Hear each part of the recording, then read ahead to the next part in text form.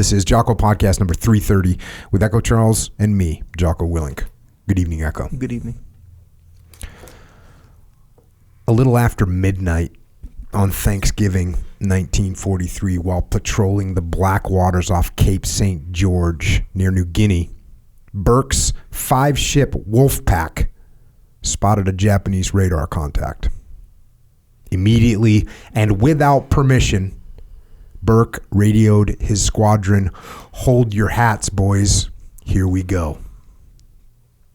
Into the dark and into the enemy's guns, Burke's destroyers dropped throttles to flank speed and launched torpedoes, exploding 2 Japanese ships outright, then wheeled to starboard, like the Parthian horses, archers, into the face of 3 more enemy ships that immediately tucked tail and fled. In the night-long pursuit, Burke's deck sailors discharged and loaded their guns so fast and so long that many passed out in their turrets from the fumes and from sheer exhaustion. When Burke's squadron finally returned to port, said a Time magazine reporter, every ship in the roadstead turned up its searchlights and every blue jacket in the fleet manned the rails in tribute. It was, Halsey said afterward, the classic sea action of this war. For 13 months, Burke commanded his destroyers like Patton did his tanks. To every order, he invariably responded, proceeding at 31 knots.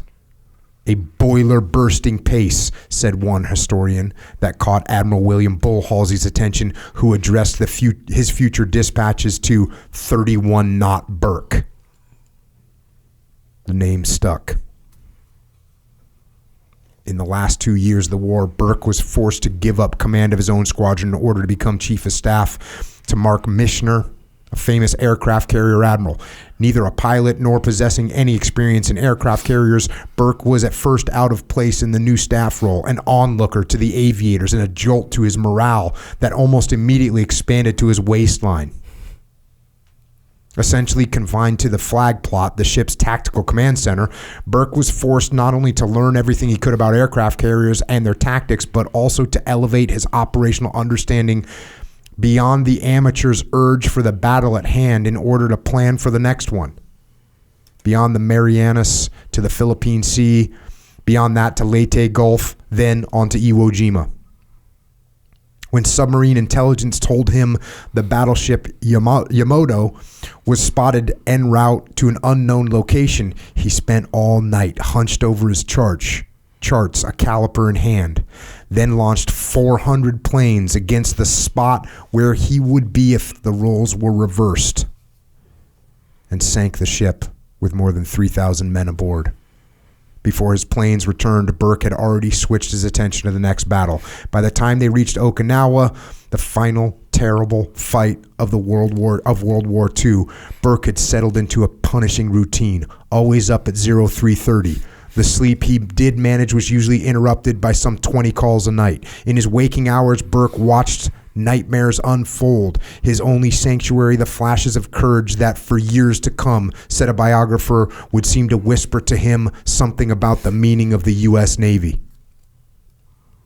The worst of these, and the greatest, was the final transmission of a newly commissioned ensign who had taken command of his crippled destroyer after everyone else in his chain of command had been killed.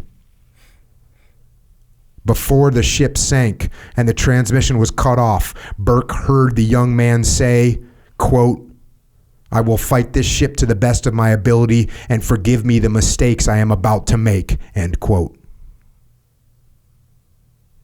That voice would haunt and steal him for the rest of his life.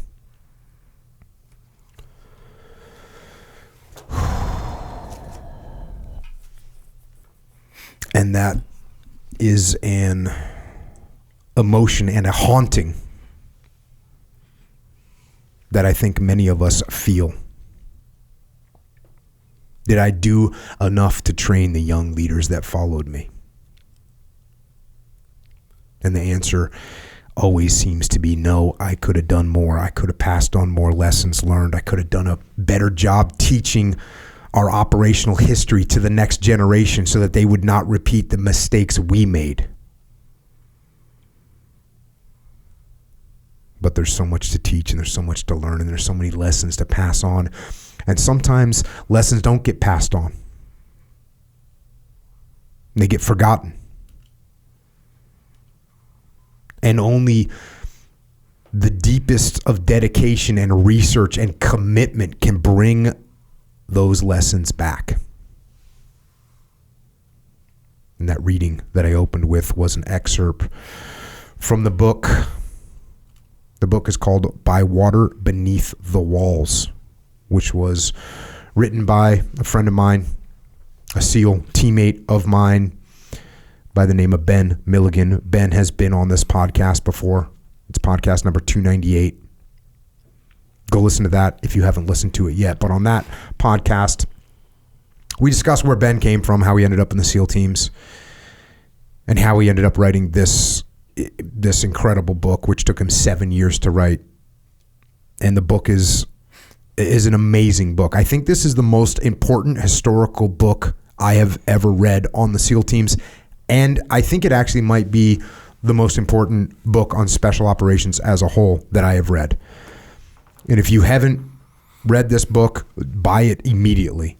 It is absolutely an incredible look at the history of the SEAL teams, but it ties in so many other aspects of the military and special operations and the wars we've been through, and the amount of commitment that it took to write this was one amount of commitment that can come from only someone with Ben's personality and his drive to find out and unravel history. And we're lucky enough to have Ben back with us to discuss more of these incredible accounts of history from the SEAL teams and of the entire community of special operations.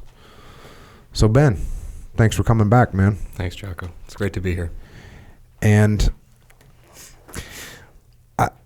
thanks for that section too. It's one of my favorite sections in the book. One of the hardest things you do when you write a book is you have to edit it and you have to cut it. And I think we talked about that last time. This was one of those sections that I had probably 15 more pages just on Burke that I had to drop. That chapter had been completely structured differently. I had started with Burke at his change of command ceremony when he became the CNO, and then I rolled into, this, 15-page just. It was my biggest introduction of a character, even bigger probably than Draper Kaufman's. I justified that in my head when I was writing it because I always felt like Burke, or at least when I discovered Burke, when I discovered his contribution to the creation of the SEAL teams, I felt like next to Phil Bucklew, Arleigh Burke is the indispensable man. The SEAL teams would not have existed without him, it wouldn't have existed without his biography that he just consolidated into, this complete preoccupation with keeping the Navy connected to offensive warfare. And there was just example after example of his time in World War II. He was in at least two vessels being shot out from under him, or two vessels were sunk by the Japanese that he had to escape from. And in each instance of his escape, he was leaving behind every possession that he had, every possession that he'd gone through the war with, and in the process, he was rescuing guys around him. In one case, he risked his life going into a completely smoke-filled passageway to rescue I think it was a seaman, like a radioman. Mm-hmm. He's the chief of staff of the ship. He had no business he get off the ship, but he's saving the sailors around him.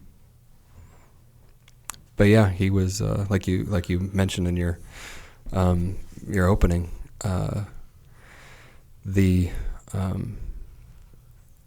His commitment to passing on what he had learned, not just what he had learned, but his belief in what the Navy was to that next generation. That's what kept him as a CNO for 6 years. Like I say in the book, it's 2 years longer than even the closest competitor. CNO is normally just a 2-year spot. Admiral King, who was the CNO during World War II, he serves for 4. But after King, nobody else comes close except Burke, and Burke's there for 6 years. And whenever I know that you take pictures of your watch when you start working on it at 4:30. It's just funny because I've often thought that I should start taking a picture of my watch when I sit down on my computer to start writing. I'm not sure it would be as motivating, but whenever I hear somebody talking about how you have to get 8 hours of sleep a night, sleep's the most important thing, I'm like, man, I know that you're wrong, and I know it because of Burke. Yeah. I know it because of other people, these high achievers, like somebody like Burke. He never slept. Anyway. Yeah, that why that passage stood out to me. And look, I've got so many marks in this book now from the last time we did this, and just from reading it. But that idea that here's this guy who's listening to a young ensign go down with his ship, and he's thinking to himself, after this guy says, "Forgive me the mistakes I'm about to make," and Arleigh Burke's sitting there thinking, he could have taught him. He could have given him a heads up. He could have given whoever that commander was, or the lieutenant commander, or the lieutenant that was above this guy in the chain of command. All these guys, he could have taught them something that maybe they wouldn't be in this situation. And just knowing that every effort that you gave to pass on the lessons, they failed. And now this guy this young ensign is dying, and he's going to go down with his ship with all these sailors on board, and there's just all these lessons, and I mean, there's so many times when I was in the teams. Well, a good example is Mike Thornton. Mike Thornton came on this podcast a couple years ago, and we went moment by moment and debriefed the operation where for which he was awarded the Medal of Honor, and it's 3 hours. It's like a 3-hour debrief. And I was in the SEAL teams at the same time as Mike Thornton. I knew Mike Thornton. I had met Mike Thornton on several occasions. I'd spent time with Mike Thornton. But I'd never gotten like a full debrief of what happened. And you think to yourself, all those lessons that didn't get passed on until he came on the podcast and told me, like all these little lessons. And then you start thinking about someone like Burke or this entire book that you've written, where there's just all these lessons that are completely forgotten.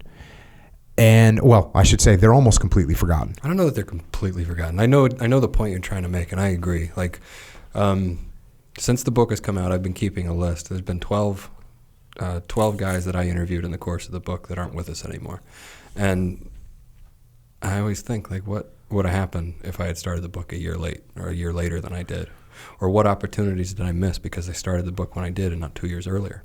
Like how many stories did I miss, or how many lessons did I miss? The one thing that I think about when I think of like somebody who's as young as that ensign was in the section that you read, who's going down. I mean, that ensign, Mike Thornton, I think Mike Thornton was 25 when he rescued Tommy Norris. He's not old enough. I mean, he's old enough to. He's a grown man. I mean, he has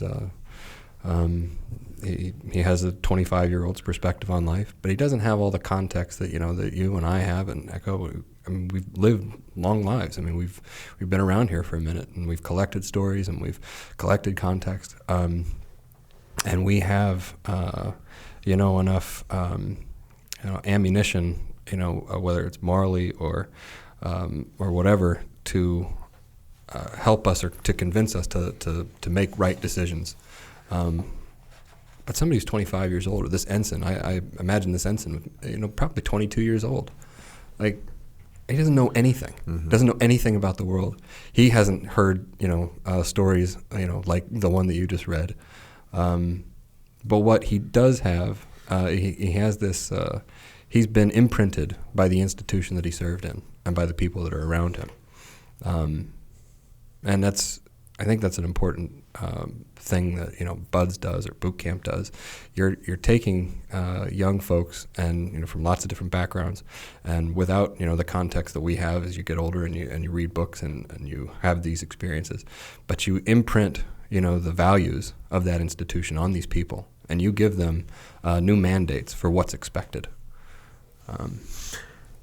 And that's cool. Yeah. And I appreciate that. But, like I said, this ensign wasn't in charge of the ship, right? There was an XO, there was a CO, there was an ops boss that are all now dead. And even with the imprints of kind of the broad value system that we have in the Navy, or the broad value system that you have in the Marine Corps, the broad value system that you have in the Army, there are actual tactics that you can know that can save your ass in certain situations. And, when I was in TRADET, like I remember sometimes, especially when I first got home from Ramadi, I would be watching a guy move through the streets in mount training, right? And I would feel like sick to my stomach if a guy wasn't taking cover. And it's a really simple thing that, hey, someone tells you, hey, listen, man, only move from cover to cover. Don't ever be in a spot where you're standing and you're not in cover. Don't ever let that happen. When you're not behind cover, you're moving. That's the way it is. Obviously, it wasn't instinctual to a bunch of people coming through, advanced SEAL training, coming through workup. There would be, out of every 10 new guys, there would be 3 of them that would stand around in the open, like nothing's going to happen to them. And so there's instincts, and that's why when I read this passage, I was like, the feeling of the sickness, that I can only imagine is even worse for him, because he's thinking, here's another ship with however many 300 souls going down on it, and I know that I could have had them, do whatever they could have done differently, right? And the lessons just didn't get passed on, and that's why, to me, this book that you've written is so important, because it does have lessons that I saw us relearn some of the lessons that you've got in this book. I watched this happen, and so I'm glad. Look, I wish you would have written it earlier, right? I wish you would have written it 10 years ago or 15 years ago, but you didn't, because you're lazy. But it took you 7 years to write this thing, and the lessons are just awesome, and they're important, and the whole dynamic, when you understand the whole dynamic of where this personality comes from, where this mode of operating that is sort of, look, the SEAL teams, every SEAL is a little bit different, but there's some core things there that are that they're going to be there. No matter what SEAL you talk to from what generation, they got a couple things in their soul. And when people start to, those things can fade. But when people start to understand where that thing, that little nugget in their soul, where that came from, and they go, oh, that's actually not just a rock, that's a cornerstone. And we should focus on that. We should remember that. We should know where that came from. We should know why that was important, that we had that characteristic, or we had that way of thinking about things. And for me, this book illuminated so many threads of the thought process that we have as SEALs, where they came from, to make sure when someone says, well, we need to just fall in line with, no, actually, we don't need to just fall in line. There's a reason that we think this way. There's a reason that it's beneficial. There's a reason that it's beneficial to keep an open mind. There's a reason that it's beneficial to utilize decentralized command. There's a reason for those things, and we should never forget where they came from. And the more we understand where they came from, the more we can act upon them correctly. Right.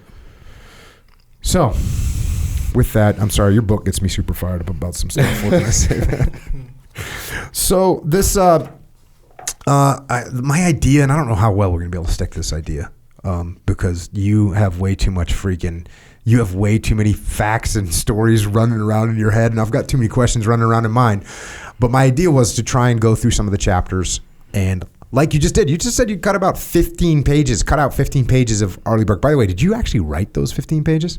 Yeah, they're written. Oh yeah. I mean, that's horrible. Some of it's like, extreme. Some of it's like, some of it's notes. No. I mean, it's all written, and it was all okay. Like, I mean, I have not a paragraph, but I have a couple sentences on Burke's wife. I'm like, all right, I need not all of this needs to be, But when you find, like, I don't know your experience, but when you're editing, like, if you're writing a novel, I expect like the impulse when you're cutting stuff is that you have a turn of phrase that you really like, and you're like, oh man, that is I mean, that's the best thing that's been written since the Bible. And you don't want to get rid of it, and your editor tells you, well, nobody gets what you're trying to say. It sucks. You need to lose it. But I think when you're writing history and you've done all this research, you've followed so many rabbit holes, you've done so many requests at the Navy Yard or wherever you've gotten your material, and you've found what you think is this incredible document. You want to use that stuff. You fought for it. You want to put it in there. I mean, I have a lot of detail in each sentence. I don't do that, to make a reader, frustrated. I have it because, I'm the way that I'm writing is I have 4 note cards that I'll sit in front of me, and those 4 note cards you will usually have 2 or 3 points on them, and I'll star which point I have on each note card. I'll be like, I want to put that, and that in one sentence. How do I do that? Like, how do I fit all that, stuff in there? So yes, I did. I cut probably between 10 and 15 pages of Burke's biography. However, when I rewrote the chapter, I didn't completely lose that. I mean, I try to say that I left as much on the field as possible. I just, compressed it into this really, really, tight diamond of information. But yeah, everybody. I mean, there were whole characters that I cut, and I got better as time went on. So when I was thinking about how we were going to do this, and I started to go back through, chapter by chapter, what were sections that I cut, what were sections that I lost, and not just characters but entire episodes. I saw it in these chapters. My notes that I was putting together were getting shorter and shorter and shorter each chapter because I was learning as I was doing this whole book. And I did my research and I did my writing chapter by chapter. I would research and write one chapter, and I would go back to an archive. I'd collect all the stuff, and I'd write that next chapter, and then I'd do it again for the third chapter for whatever I was doing. And I got better as I went. Better at identifying what was going to fit, and also you must have seen a clearer vision of the story arc. Yes. And so you knew what was important and what was not. Yeah, much better idea of the story, and much better respect for my reader. Because I was, when I was reading this, I was completely in love with my own pen. I thought everything I wrote was fantastic. I wrote the first chapter. I was like, well, I probably should just send this off to the Pulitzer committee, so they have just, have this thing up front. They'll know what's coming eventually. But when I reread that chapter 6 months after I'd written it, and I saw, I was like, all right, well, I'm not sure why that character's in here. It's like, oh, that I don't know about him either. I found myself. I had I did 5 introductions of 5 different characters in that first chapter before I really got to Carlson and his raiders. Like, what the hell was I doing? Like, I don't even know why I spent all that time doing it. Like, but I was learning, I mean, you're learning the process, and you're learning how to get better as you go. But yeah. You seem to think about the reader a lot more than I do. You're like, I don't want to put the reader through this. I'm like, well, I'm the reader. I'm the reader. I'm my I'm my own reader. Like I said, I wrote the book that I wanted to read, and but like you have to think about your reader. You have to, or at least I felt like I have to think about my reader, because otherwise I'm writing a diary. I don't want to write a diary. I want people to read what I'm writing. I guess the closest I would come to is like, would this make sense if I was reading it? So yeah, I guess I think about the reader a little bit. You're your reader. I don't think about the reader. It sounds like you think about the reader sympathetically. They're getting no sympathy for me. You're like, well, I don't want to put the reader through this. I'm like, hey, the reader better get on board with this. I don't know if my reader was, I wanted my reader to be, a team guy. I wanted this book to be for the SEALs, but I wanted my mom to be able to read it too. Mm-hmm. So that when I was thinking, like, when I wrote this paragraph up, was it sufficiently dense? Was there enough material in it, or enough interesting things in it to make me like, oh, that's good stuff. But was it also written well enough that my mom could understand it? That's what I was thinking about. Well, also the last time that we were on here, and you asked me what my mom did, and I just said that she was a housewife. Man, how'd that go over? It didn't go over great. So what's the real deal? I don't have a great. My mom was everything. She did everything. You set yourself up, and I set myself. No, my mom did everything. She was. Got it. She was the chief of staff. There you go. That sounds better than housewife, I guess. Yeah. Unless you're a badass housewife, in which case you're like, yeah, I'm a badass housewife. What's up? We know what that entails. That means I'm the chief staff officer, the chief financial officer, the troop motivator. You're everything. Yeah. Getting after it. She So was. there you go, moms. So now she can stop being mad at me. What is this, 6 months later? All right. So my thought was we go through this and talk about some of the, because you and I had conversations during the podcast, after the podcast, about the amount of people. The same thing you're saying right now. You had to just cut things out, cut stories out. Yeah. And so many of these things can be their own book, can be their own story. You could pull the thread on any of these characters, and you have your own book. You have another book on just about any of these characters.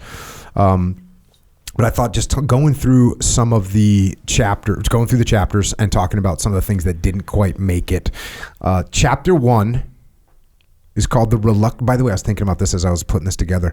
Chapter 1 is called The Reluctant Creation and Violent Demise of the Navy's First Commandos, the Marine Corps Raiders. Your subtitles for each chapter indicate that you have a lot to say, and this is going to be a long book. Like Chapter 1, The Reluctant, my books have like Chapter 1, get some, boom, we're done, right? Chapter 2, get more. Like, I'm an idiot. You're over here, The Reluctant Creation and Violent Demise of the Navy's First Commandos, the Marine Corps Raiders. That was my editors. That was Julian Pavia. He sort of insisted. So each of my chapters were something like, I don't know, like it wasn't as tight as like Carlson's Raiders, but it was something like the only one that I remember is for chapter 5 for my UDTs. It was like the Mermen of War. Before they had come up with the Frogmen as like a moniker for them, they were calling them like the really clunky. Oh God, that's awful. Especially after that movie. What's that movie? Echo Charles. Which one? Zoolander.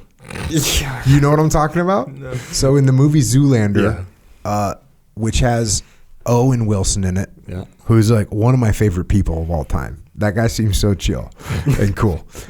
And it also has Ben Stiller. So Ben Stiller plays like a really dumb model, a man model, right? Yeah. And he comes from some freaking mining town in Pennsylvania or something.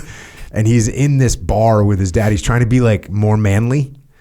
And his dad's in there, and his dad's played by John Voight.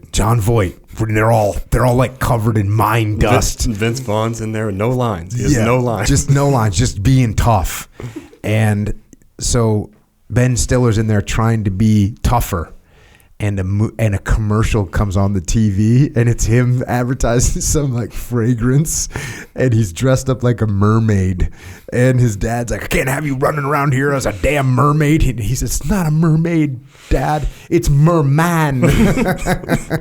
So that's what I thought of when I saw that thing. I was reading through it yesterday. I'm like, did we really have to go there with the merman?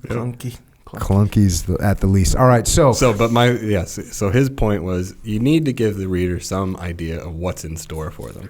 Like if you start a chapter so imagine you're a reader, you're picking up a book ostensibly about the Navy SEALs, and that first chapter is you're reading 3 pages and it's all about the Marine Corps. What the hell are you doing? You have to give your reader some idea of what this is about. And when I thought about it, it completely made sense because now I'm not just doing the reader help on chapter 1 with the Marine Corps Raiders, but I'm going to be helping the reader when it gets to the Army Rangers and everything else. Like it has to tie back in. Each of these chapters had to tie back in to the SEAL teams. It had to be relevant to how the Navy had created this first. Yeah. So, well, that's why we have the clunky. That's why you have the big long titles for all your chapters. Yeah. You're one of these guys that pulls off like, hey, if I'm just really nice, maybe Jocko will leave me alone. Like you gave this super nice explanation. Now I kind of feel bad. Like, no, that's a good title. You did good. You put me in check, all humble, and I'm all like, oh God, I'm a jerk. I'll just go. I'll leave. So, Marine Corps. Let's talk about this chapter. Okay. I know one of the guys that you mentioned to me is a guy named Pete Ellis. Pete Ellis. He didn't make the cut, huh? No, I thought Pete Ellis is relevant because Pete Ellis is he's the Marine. He's a First World War Marine who is, he's the first Marine to articulate a vision for the Marine Corps that is more than just a subordinate service to the U.S. Navy or the Navy's police force. He imagines, after he sees what the Marine Corps is capable of on the Western Front, the Marine Corps is when World War I starts, and the U.S. military finds itself in the trenches, not just in the trenches, but then moving on the German army, the best force that the United States military has is the Marine Corps. So there's all these Marine officers, staff officers, Marine commanders, who suddenly, by comparison with their peers in the U.S. Army, see that the Marine Corps is the best service, the most capable service, that we have. So why not, start thinking beyond, just this idea of being, the shipborne utility force for the U.S. Navy? Why not start thinking of the U.S. Marine Corps as almost a rival to the U.S. Army? So in order to do that, in order to justify that in Congress, the Marine Corps had to articulate a mission for itself, and that mission was it was essentially come up with by Pete Ellis. Pete Ellis, he identifies the enemy, or at least, he's writing this in 1922, 20 years before World War II starts. He knows that the next war the U.S. is in is going to be with Imperial Japan. He knows how rapacious Japan is. He knows their ambitions to dominate all of Asia. And if the U.S. military wants to confront Japan, it's going to have a force capable of doing that. A force that's not just, like I said, the shipborne utility force of raiders or jungle fighters, anything like that. They're going to have all the logistics capable of supporting an amphibious army ashore, artillery, aircraft, logistics, ships, landing craft, all that stuff. So he is the one that comes up with this plan. Problem with Pete Ellis is he is a personal disaster. He is nobody that I wrote about is as much of a liberty risk. I mean, he is. He suffers from depression, something they call neurasthenia, and when he's writing this plan, the advanced base operations for Micronesia, when he's drafting this plan for the Marine Corps, he's doing periodic bouts at the mental hospital in Washington, D.C. He eventually what did he do in World War I? He was a staff officer, but I wasn't completely clear on his combat record. Mm-hmm. I got the sense that he actually saw a decent amount of combat. He wrote a plan of operations for, I can't remember which assault it was. I think it was on the Blanc-Manque section of the Hindenburg Line, but it was supposed to be a brilliant operational plan, and it was totally successful. It was noticed by Pershing at one point. It was called one of the best plans in the war. But after that, when he's during this period of the 20s, after one bout in a mental institution, he convinces the Secretary of the Navy, or the Undersecretary of the Navy, which is Theodore Roosevelt Jr. at the time, to send him on an island hopping survey of the Central Pacific, so he can justify, or so he can prove what he suspects, which is the Japanese are building all of these island redoubts throughout the Pacific. He gets the authorization by Teddy Roosevelt Jr. He goes out there. Something happens at one of these island bars. He starts announcing his intentions while he's on a bender. The spies try and collect him and get him packed off. He manages to escape, escapes the island, makes his way to another island, and then drinks himself to death. There's a whole cottage industry of writers out there that say that he was poisoned or he was killed by the Japanese. I think he was just a drunk, and his liver couldn't handle it. Did you ever train? I don't know what the name of the place is, but for a while we were using some facility, and I don't want to name it, but you'll know what I'm talking about. That used to be an institution, like a mental institution. Did you ever train at that place? Oh boy, that sounds familiar. For a while, we and the teams were going to some place that was formerly a mental institution, and it was creepy.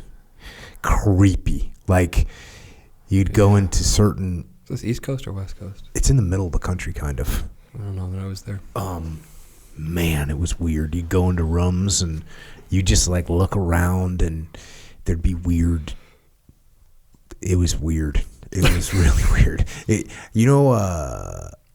like you get a little bit of scariness. You know what I'm saying? Where, you know, it's night and you're with like one other dude and you're standing in some weird hallway and it looks like it's from 1922. That's what made me think of it, like 1922. Well, you know, when you start talking about what a mental institution was like in 1922, it's not like what it's like now, right? Right now, it's, you know, probably they've got nice windows and they want to make things safe and open for people to understand and learn and feel good about themselves. This was not the scenario in this place where I trained at all, man. Like what, like an asylum? Yes. Thing? No, 100%. It was an asylum. Yeah, it was like an asylum. You thought it was haunted. That's why you're scared. Kind of. I think there's probably justifiable reason to think that too. I mean, when you see like not just, you know, asylums, but there's been this story of this orphanage in Canada, you know, that had all these indigenous children. And they're finding just massive burial plots now of all these kids that were killed there. It's horrific. Yeah. Well, that was. I'm not an expert on that for anybody. Yeah, well, that was one of the goals, was to just re-educate the children. You see it happening now, right now, with our school systems. Kids are getting re-educated in a new way. Speaking of ending up in asylums, so there's another character that's a guy named Red Mike. Yeah, I was hoping you'd ask about him. You could write a book about Red Mike. That's Red Mike Edson. He's so when I was trying to, you know, sort through the relevance of the Raiders. The Raiders are important to the history of the SEAL teams because they're the first instance where the Navy telegraphs its desire for its own raiding force. They want to broadcast, or they want to franchise raids throughout the Pacific to draw the Japanese attention away from the areas that they're about to attack. So Japanese defenses are too consolidated. They want to spread them out on all these islands. So before the invasion of Guadalcanal, it was the Navy's idea to pull the Japanese attention all the way to the Central Pacific, 2,000 miles north. So the idea is launch some submarine raiders on these things, and like I said, spread Japanese attention, spread Japanese defenses. And I was looking. I knew that that was the goal, and there were two Raider battalions to do it, or that were designed to do it. The 1st Raider Battalion and the 2nd Raider Battalion. Now I knew the 2nd Raider Battalion had taken Macon, and that was probably more in keeping with the point that I needed to make to launch pad into my second chapter. What I didn't like was that I would have to spend so much time with Evans Carlson. Now, if you read the book, Evans Carlson is one of probably the 3 most peculiar characters in the book. He's really frustrating, and if you're writing history, the goal is always to be objective with characters. You don't want to telegraph to your reader that you don't like somebody.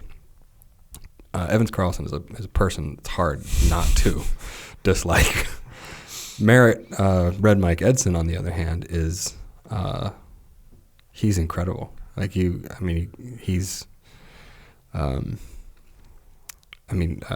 was incredible before the war in Nicaragua. He fought through all these little banana wars. Like I know that the Marine Corps has this love affair with Chesty Puller. There's no reason that they should have any less affinity for Red Mike Edson. He's everywhere during World War II. Leads some of the most daring assaults of the war. He's at Tulagi, he's at Guadalcanal, he's at Tarawa. 3 major battles in Marine Corps history. He's got I think he had 2 Navy Crosses, a Medal of Honor, Silver Stars. He was incredible. And he's got a terribly tragic end. It's bizarre. It is bizarre. Did you read about him? He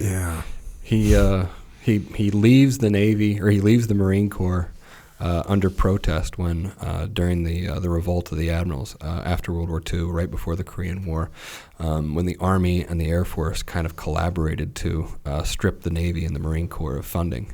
He resigns the Marine Corps in protest so he can protest more loudly. He has a series of jobs, and eventually he commits suicide in his garage. And I don't know. It's one of those, you don't hear a lot of World War II veterans that made that decision. But I mean, it stands to reason, considering everything that we're going through right now. I mean, someone who has gone through as much as Red Mike Edson did, had suffered as many blast injuries as he no doubt suffered. I think he was probably dealing with all the same things that so many of our friends are. Yeah, it's I think that idea of resigning in protest and what you get from it, where it ends up, is a tough thing to talk about, because once you're done, you're done. You're done. And actually, I think it was Green during the Vietnam War addressed it. He was like the commandant of the Marine Corps. I can't forgive my memory, but he was getting interviewed. Well, why didn't you leave? Because you got McNamara, who's a jackass. You got LBJ, who's a total jackass. Maybe it's time just to make your statement. Hey, and he said, look, I'll be in the news for 48 hours, and then that's it. They'll have another guy, and I'll have no influence. And that's, I've often talked about Hackworth doing the same thing. Vietnam, he could have been a brigade commander, could have been a division commander. He would have had thousands of troops underneath him that he could have fought in a different way, but instead he sort of resigned in protest. Right. And yeah, there's another. The commanding officer of, I want to say the Lost Battalion, World War I, but he was a Medal of Honor recipient, and he killed himself after he was one of the pallbearers at the tomb of the unknown soldier. And that happened, I want to say, like 1919 was when they actually had everything set up to dedicate the tomb of the unknown soldier. He was, as a Medal of Honor recipient, he was one of the guys that that was one of those pallbearers. And then I think it was about a year later, he booked a sea passage from New York to Cuba or New York to Florida or something, and then wrote a note and disappeared. Killed himself. Did you read that Patrick O'Donnell book? What is it called? I can't remember what it's called. It was just one that I had seen. It looked interesting. What's it about? It's about the Tomb of the Unknown Soldier. Oh, okay. No, I did not read it. I'd be curious to read it. It's about. I think it's about all the pallbearers in that. Wow. Oh, there's Curious. one of them. Yeah. And then, a little bit. What was it that you didn't like about Carlson so much? Carlson, he's just, man. Carlson is,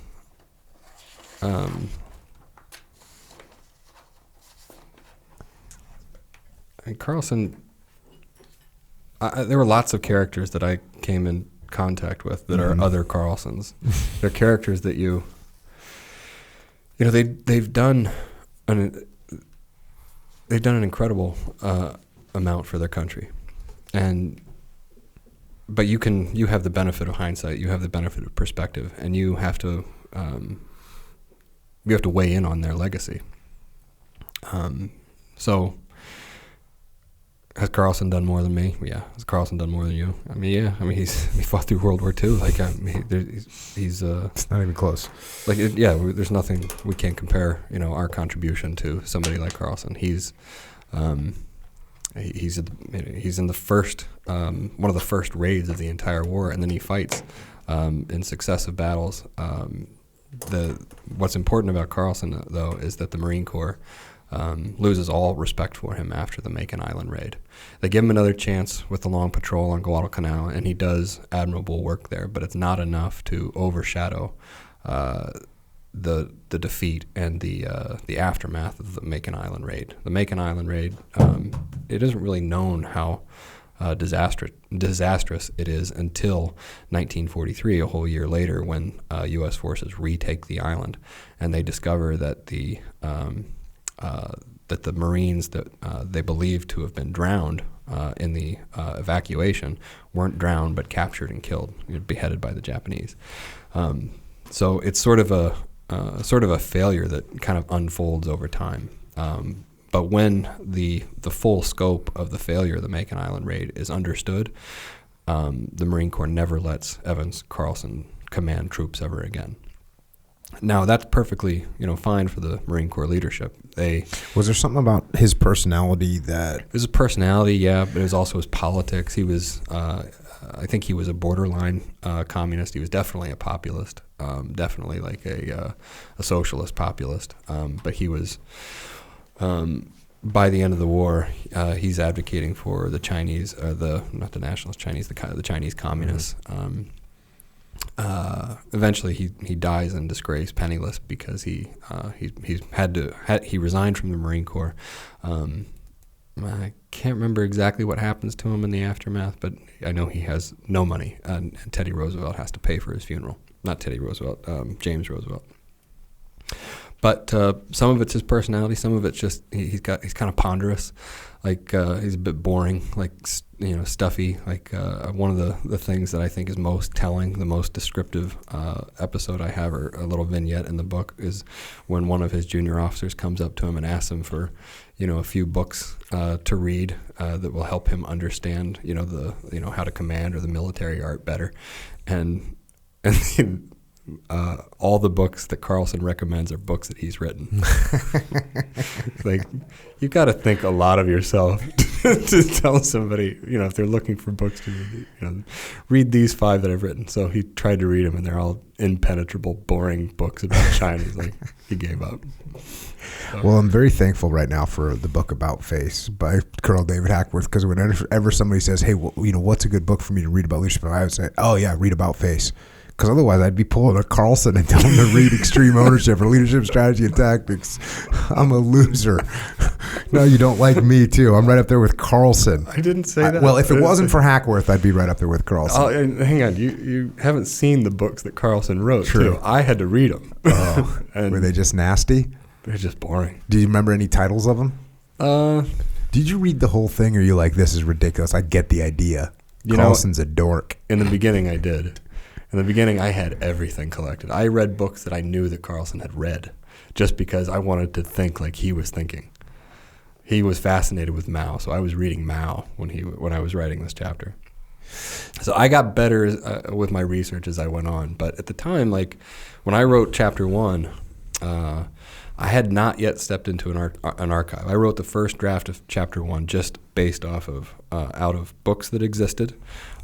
From online archives, I was able to find a ton of material online on the Macon Island raid. So you pay $20 a month. You have access to Fold 3 and a couple of other archives, and you can find the after action report of the USS Nautilus or the USS Argonaut. So, not having stepped into an archive, I was taking advantage of everything else that was available to me.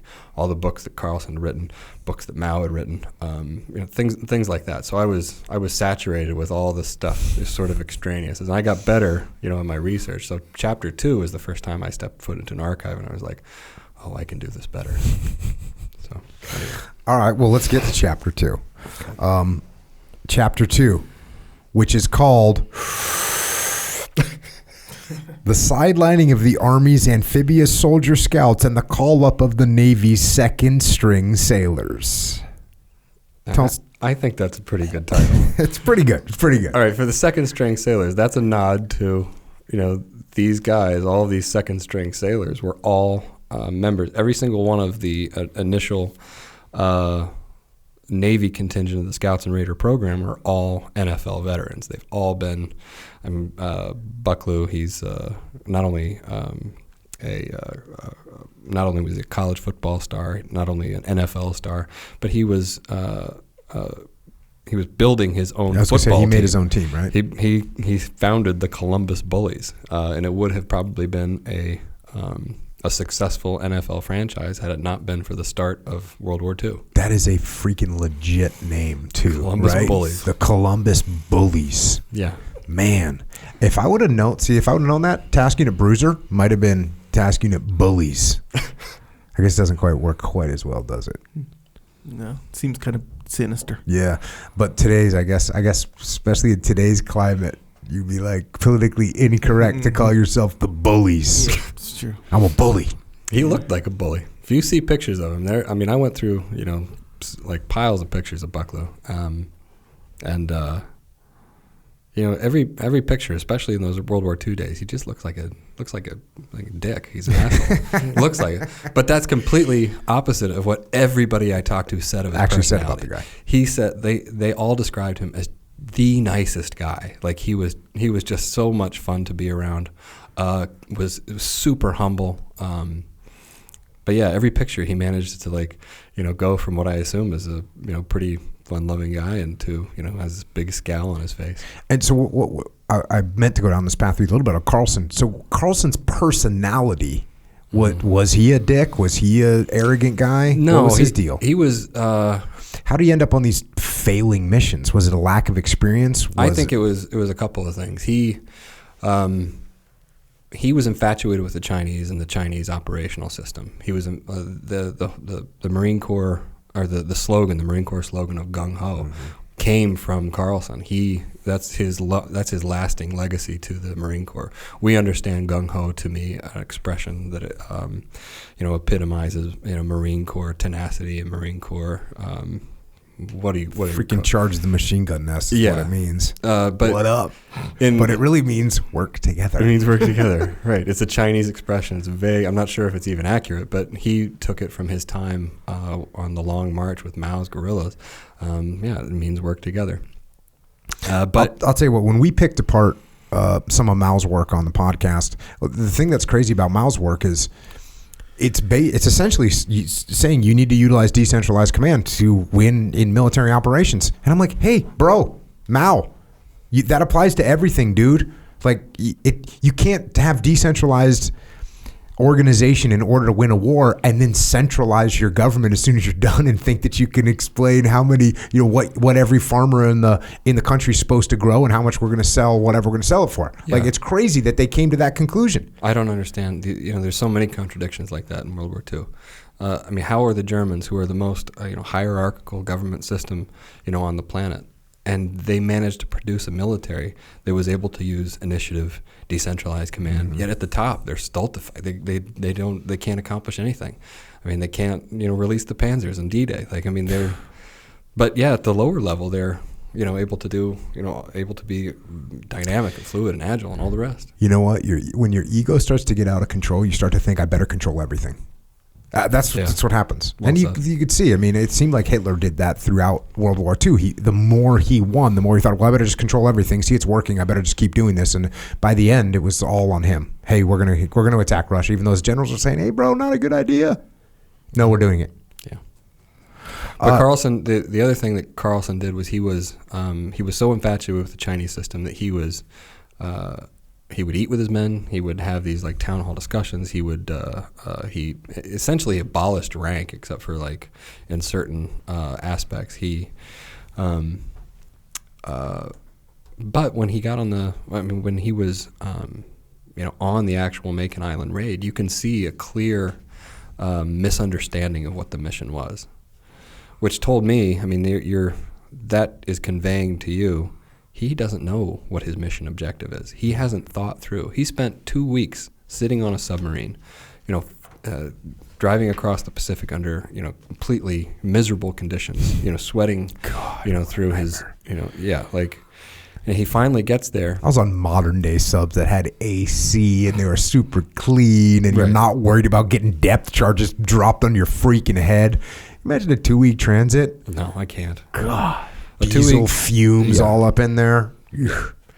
And he gets there, they get on the island, and they look around, and there's nothing really to raid. Just the fact that they landed there, the fact that they were able to assault a Japanese position and win, mission accomplished, get off the island. There's nothing else that you have to do here. There's no intelligence that you're really going to gather. But he's paralyzed. Which just, like I said, it conveys that he doesn't know what he's doing. He doesn't really know what the purpose of this mission is. He hasn't connected, the Navy's planners' vision, to their actions on that island.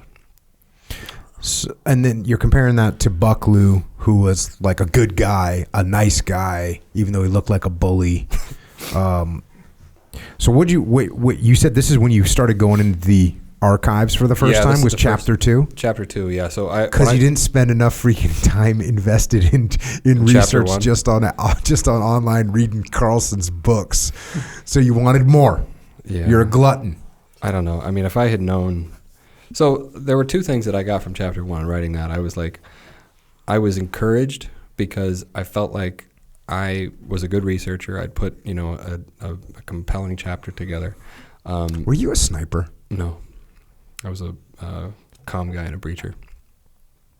JTAC type. Yeah, I was a comm guy too, but I'm just thinking from a patient's perspective. Yeah, I'm real antsy. I find really? I don't know what the disconnect is, because I find myself like whenever I'm being instructed now, or like I find myself like I get real like I can't listen to this guy anymore. I got to get out of here. I'll find myself just leaving. I would have thought you would have gone down the sniper road because you have this, super. Anyone that's going into archives and reading Carlson's third book on whatever communist leadership from 1932. Now, I didn't want to read it though. Like, I remember looking at that book and just kind of like hanging my head, like I got to read another one of these things. Like, I don't know why I was compelled to do it. I was though, and I just wanted to get it right. I wanted to have a good idea of who this guy was, and I also didn't have the benefit of reading Carlson's letters like I did with other people. Mm-hmm. Say like a Bucklew or a Halpern. Is that because Carlson didn't have letters? No, he has them. I just didn't go to the archive. Oh, so now you get to the archives. Yeah, so that and now you're starting to find real. I'm finding real documents. I'm finding like I know Bucklew, I know Halpern because I'm reading their letters. I'm reading the letters of the folks that created the Scouts and Raiders, like Pt.2, and not just reading their letters, but I'm talking to family members, talking to people that actually knew them. I'm getting a real sense of who they are. It completely changed how I researched, but it also told me one thing: I was not going to be able to write this book from my basement, which was terrifying. I was going to have to go places. I was going to have to, hunt for stuff. And it was terrifying in the beginning. And but talk to people. Talk to people, the worst. That did become like, the one nice thing about, writing a book about World War II is you don't have anybody arguing with what you're going to write about them. They don't exist. They're not around anymore. Yeah. When you get to Vietnam, I'll tell you a story later in the podcast. There's people who are still alive that I wrote about that don't like what was written about them. Ouch. But you insulate yourself from the criticism by your due diligence. You make sure that you get it right. If you don't, shame on you. Mm-hmm. But in chapter 2, have you had to retract anything? No, there's nothing that I've retracted. There's nothing that I've communicated with folks. After. In the one case, the person I wrote about, he had just passed away. His family read about what I wrote about them. It's nothing, particularly damning or anything like that, but they weren't thrilled to hear that their dad had, not completely succeeded in Vietnam and had kind of run off with a nurse in Saigon. So what I said to them is, they were, I think the note that they sent me said, we were disappointed to learn about, what you perceive as our dad's failure in Vietnam. And I responded, I don't think your dad was a failure. Absolutely not. He prepared SEAL Team 1 for war. He failed in this one narrow context. And that context being, did he advance naval special warfare toward, what they ultimately became, land-focused commando raiders? In that context, no, he didn't. In another, he did. He was a success. Mm-hmm. But, I told him, even though he failed in that, particular moment, lots of people were failing in that particular moment. Nobody really understood what they were getting their hands into. Yeah, it's real easy to look back with hindsight and Absolutely. say, oh yeah, obviously we should have done this instead of that. It's like very easy to look back and say that, Right. And so I ultimately told him, I was like, I'm proud to call him my teammate. I mean, I look at his legacy and, I see, mistakes that I made. Like, I'm not perfect either, and nobody is. So anyway. So we get the second string sailors. These are the tuna fish, right? Yeah. These are the tuna fish. These are all guys that have gotten kind of roped into the U.S. Navy kind of accidentally. Like Bucklew, he joins the Navy because the Army and the Marine Corps won't take him because he's humongous. I mean, he's too big. He tries to volunteer for the paratroopers. He's too big. And the quote from his oral history is that the recruiter told him that the Army could take 2 instead of him based on just his weight, which is completely accurate. And Bucklew isn't even the biggest one. Big John Tripson. When you see pictures of Bucklew and Tripson next to each other, Tripson is a head taller than Bucklew. How tall do you think Tripson was? 6'7", probably. I mean, he's massive. Dude. He's a mountain of a man. He's huge. 6'7"? And he's just big. Yeah. He's just a big, We had big this guy. conversation on the last podcast because imagine being 6'7", like 260, 270 in 1940. Right. I mean, no one's even lifting, bro. No, nobody's lifting. These guys are just jacked through nature. Through football. They're Yeah. playing a lot of football. And Halpern, who I wrote about, he's the smallest one. Halpern was he's the Jewish guy that, went to play for Notre Dame. Mm-hmm. And I think he was like 6'2", 225, something like that. And he's the smallest of the tuna fish. So all these guys end up in the Navy, and they're thinking, hey, we're going to figure something out because we're jacked, we're physical, we're kind of beasts. Yeah, they pull them in to be like calisthenics. Yeah, I was going to say that, and that's what they get pulled in They to do. think that's what they're going to do. They think they're joining to go do this whatever commando program, and they get roped into Gene Tunney. Gene Tunney is he's a famous character himself. He's the 2-time boxing champion. Right. He beat help me out. Joe Louis? No, not Joe Louis. This is terrible because I wrote 2 whole pages about Tunney's fight in Philadelphia with. I can't think of it. I know that you wrote about the fact that he trained. He was the first person that trained. Yeah, he's the hard. first guy that that was going through physical training in order to get good, and he was able to. He only fought 3 times though. Yeah. And 2 of those were championship fights. Jack Dempsey. Jack Dempsey. That's right. So, all right. So now we got these guys. So they're in Gene Tunney's regime of physical fitness instructors. They're kind of getting they're taking Navy recruits. They're training them. They're putting them through little PT sessions they're doing log PTs. They're doing little group activities, stuff that either Gene Tunney had pulled from the Marine Corps or that they had kind of developed along the way themselves, which that's going to plant a seed for later when the Scouts and Raiders conditioning curriculum gets compressed by Draper Kaufman. But they all volunteer for this commando program. They don't really know what it is, but then they get hoodwinked again from Tunney's regime to being landing craft skippers for Army commandos, the Raider section of the Scouts and Raider program. That would piss me off so bad, wouldn't it? Oh man, they find themselves out there and they're like, all right, you guys are going to be in charge of the boats. I would be angry. What's the character? You got some guy named Witzleben? Oh, yeah. Somebody that you cut. You were telling me about this guy. What's this guy? Witzleben. So when I wrote the initial draft of this chapter, the thing that I felt like I had to convey was that the senior commanders in World War II, they had a serious problem when it came to amphibious warfare. 1, they didn't have landing craft, but 2, even if they did have landing craft, it's a bit of a problem. They didn't know. The Army's commanders, they didn't know how to put troops ashore, and there were logistics problems. They knew that they would need to, even if they were able to land men, even if they were able to put landing craft on beaches, they needed to put men on beaches in which there were beach exits. So exits so you could drive vehicles off the beach. I mean, if you land on a beach that has cliff faces and you can't drive off the beach, then what good is it that you've had all these landing craft? You have to have guys that can find beaches, good beaches, and then alert the Army to where those beaches are, so can bring an entire landing force ashore.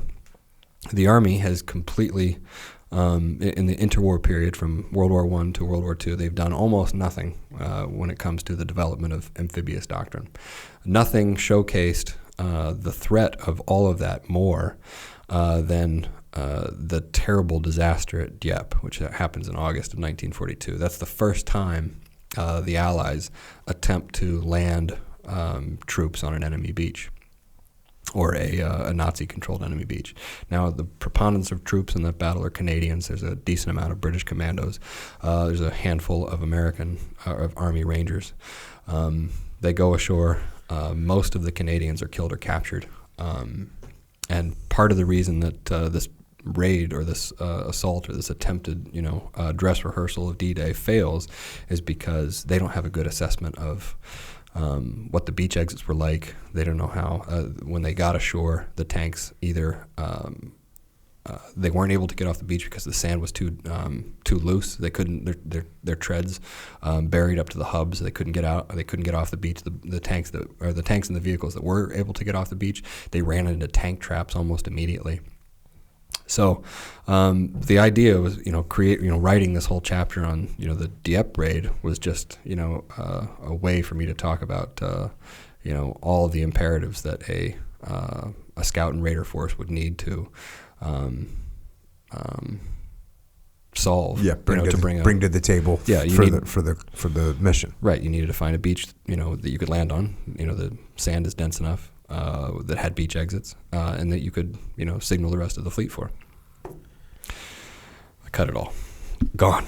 All of it was gone. And Witzleben was one of those characters. He was one of the architects of, Hitler's initial push to fortify the Atlantic Wall.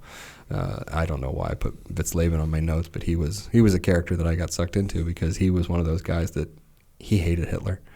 And yet he still did everything he could to, fortify the coast. He was ultimately one of those guys that participated in the July 20th plot to kill Hitler, and he ended up getting executed by dangling from a meat hook.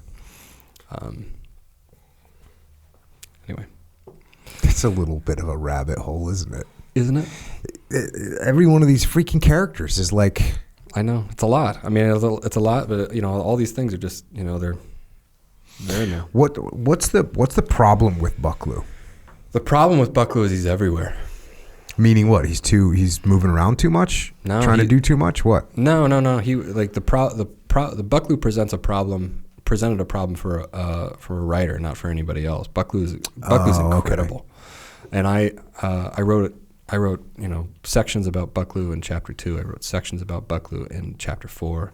Sections about Bucklew in chapter 6. A whole chapter about him on in the Bucklew report, and then again he comes on the stage in my chapters on Vietnam when he's the commander of Naval Operational Support Group. He's everywhere. He is the indispensable person in the history of naval special warfare. What was the problem that I ran into is that if I had talked about him a little bit here, and I had talked about him a little bit here, and then a little bit there, I was kind of wasting ammo on him. I was going to force a reader to kind of discover Bucklew's relevance, instead of like compressing Bucklew into that final chapter on the Bucklew report, and really, instead of spreading out your tanks, consolidating them into one punch, so the reader finally gets a sense of how important this person is. I just didn't want to waste Bucklew, throughout the book. I wanted to, collect him all in one thing.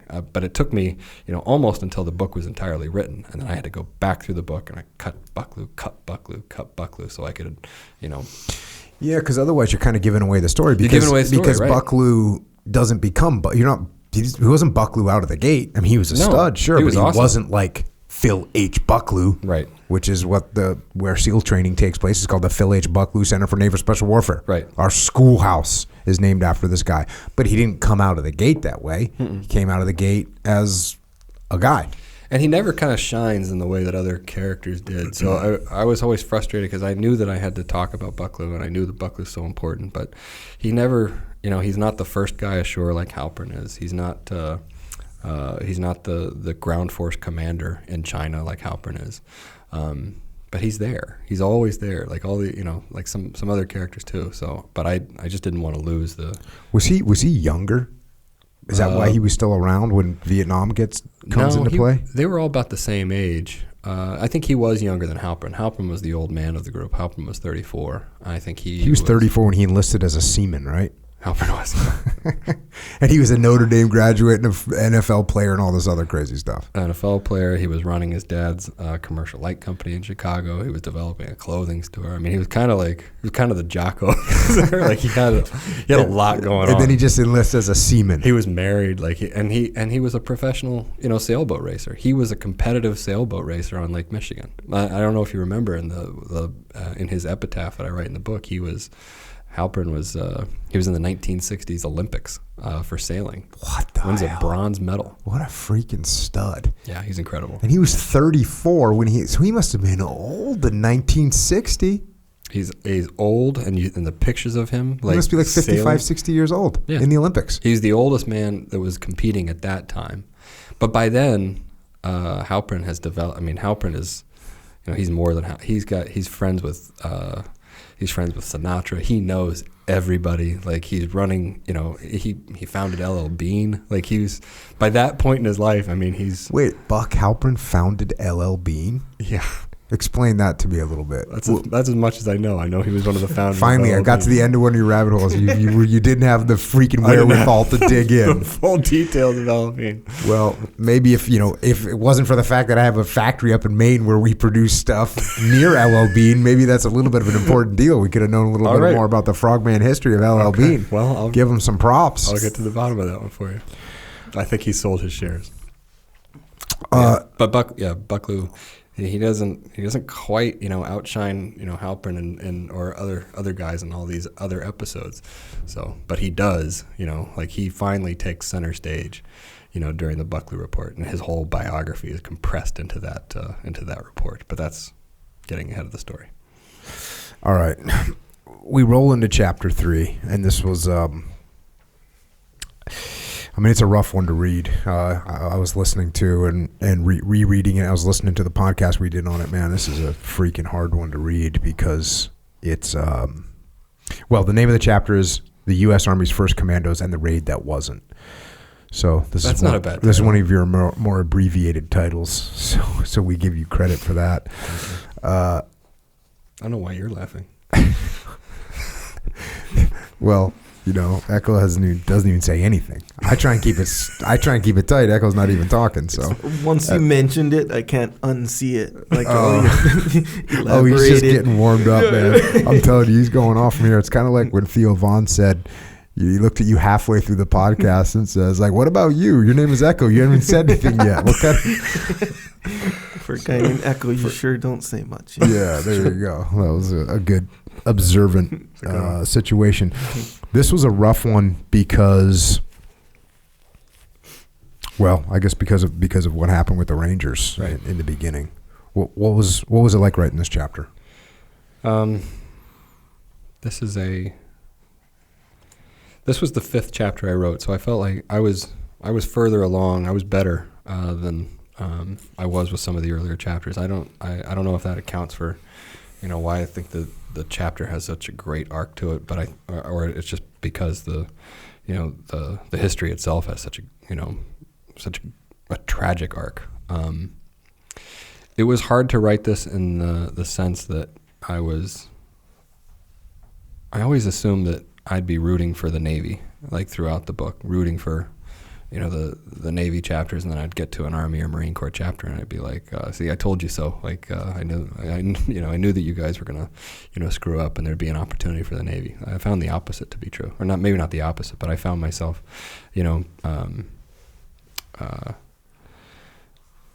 just empathizing with these guys so much. Like the Ranger contribution. In World War II it's remarkable. The contribution of guys like Darby, remarkable. I mean, and to have to write about Darby critically, that wasn't easy to do. I had to. It was the first time that I had to write about somebody who, I knew to be, a legitimate American hero, and write about them, in a light that's not flattering. And I'm not sure that anybody's ever done that before. I'd read a lot of books about Darby, and every single one of them, they burnish his legacy. They consider him, to be one of the founders, or one of the most important, greatest contributors to American special operations history. And that's true. Mm-hmm. But there's also this other truth, that Darby should have known better. And he didn't. And I don't know why. I mean, I thought, I spent a lot of time thinking about it. Like, nobody in the U.S. Army knew better than Darby what a raid was, and how a raid could be successful, and what elements would have to be put together for that raid to fail. And that raid, I mean, there were so many, kind of warning bells about the raid on Cisterna that should have alerted Darby and the rest of the chain of command that this was a disaster waiting to happen, and yet, nobody threw the brakes on. This is one of the ones where you do a little psychological kind of profiling of Darby. I actually wanted to read this section. Part of it I read on the last one, but it's worth reading again, because part of it I didn't read on the last one. Black-haired, blue-eyed, wide mouth as a duck, Darby had a ruddy face divided into equal parts forehead and chin. His left cheek bore a mysterious, brilliant red scar. Not particularly muscular, he nevertheless affected chest-out, shoulders-back posture in which his arms always seemed cocked to the rear, as if never more than a moment away from snapping to attention. Son of a printer and a musician, the second child between two sisters, he grew up scouting the Arkansas woods and playing the saxophone. When in high school, his older sister died in Texas. He married, then divorced. In spite of disappointment and tragedy, his attitude remained just as it's ever been, good-humored and irrepressible. In personality, just like in posture, he was direct, forceful, and never vacillating. Had the military gene not dominated and driven him to a life of soldiering, he would have been a salesman. He is the ideal commando leader, wrote Colonel Vaughn at the end of the course. He possesses the energy, keenness, and personality which produces the best out of those under his command. Graduated from West Point in 1933 at the apex of the bell curve, ranked 177 out of a class of 346. He was originally assigned as a field artillery officer. Like all soldiers who graduated then, and with that assignment, he embarked on an 8-year career punctuated by the peacetime artillery corps' elements, boredom, and horse manure. In 1941, he was one of the few soldiers who attended the Joint Army-Marine Corps amphibious exercises in Puerto Rico. Disappointed at not snagging a combat command in the wake of the Pearl Harbor attacks, in mid-January 1942, he was made assistant to Major General Russell P. Hartle, commander of the 34th Infantry, and assigned to Northern Ireland, the staging area for a theater of operations still 2 years in the future. Anxious to get into the war, when assigned to escort General Truscott on his base tour and Ranger recruitment drive, Darby made the most of it. Truscott duly rewarded Darby's professionalism and interest with an offer to command the 1st Ranger Battalion. Few offers have been accepted so enthusiastically. At first glance, Darby's Rangers viewed him as a pencil-pushing aide-de-camp, and why not? He was, after all, little more than a peacetime artillery officer, not even an infantryman. This perception died a quick death. Throughout their training, Darby slung a standard M1 over his shoulder and rotated between companies, marching, climbing, shooting, doing whatever the men were doing, and doing it better. After an intelligence officer from headquarters briefed the Rangers on the Allied procedures for surrendering to the enemy, Darby bristled and took the floor. This information you have just heard is all very well for those troops who are going to be captured, but that is not for Rangers. If there's any capturing to be done, he continued, it is the Rangers who will do it. Within 2 months of training together, the men were reverently calling him El Darbo. By the end, he would defy comparison. An Army staff officer waiting ashore at Sorrento in 1943 would find a man wearing a Ranger patch and ask where he might find Darby. Smirking, the Ranger would reply, "You'll never find him this far back." If the ideal Army officer was equal parts confidence, bravery, energy, and obedience, Darby was all these things, but perhaps too much the last. And that sentence stuck with me, from a leadership perspective, of course, because it's about balance, right? And you do need to be obedient. But at the same time, if you're too obedient, you're too obedient. Right. There's a famous quote by one of Frederick the Great's generals.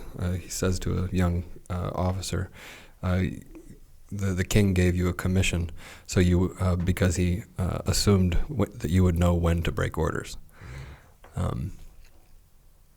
and that's all part of initiative. I mean, that's all like if there was one trait that I sort of settled on as being the reason that the Navy seemed to be ahead of the game, or at least ahead of its peers when it came to the creation of special operations units.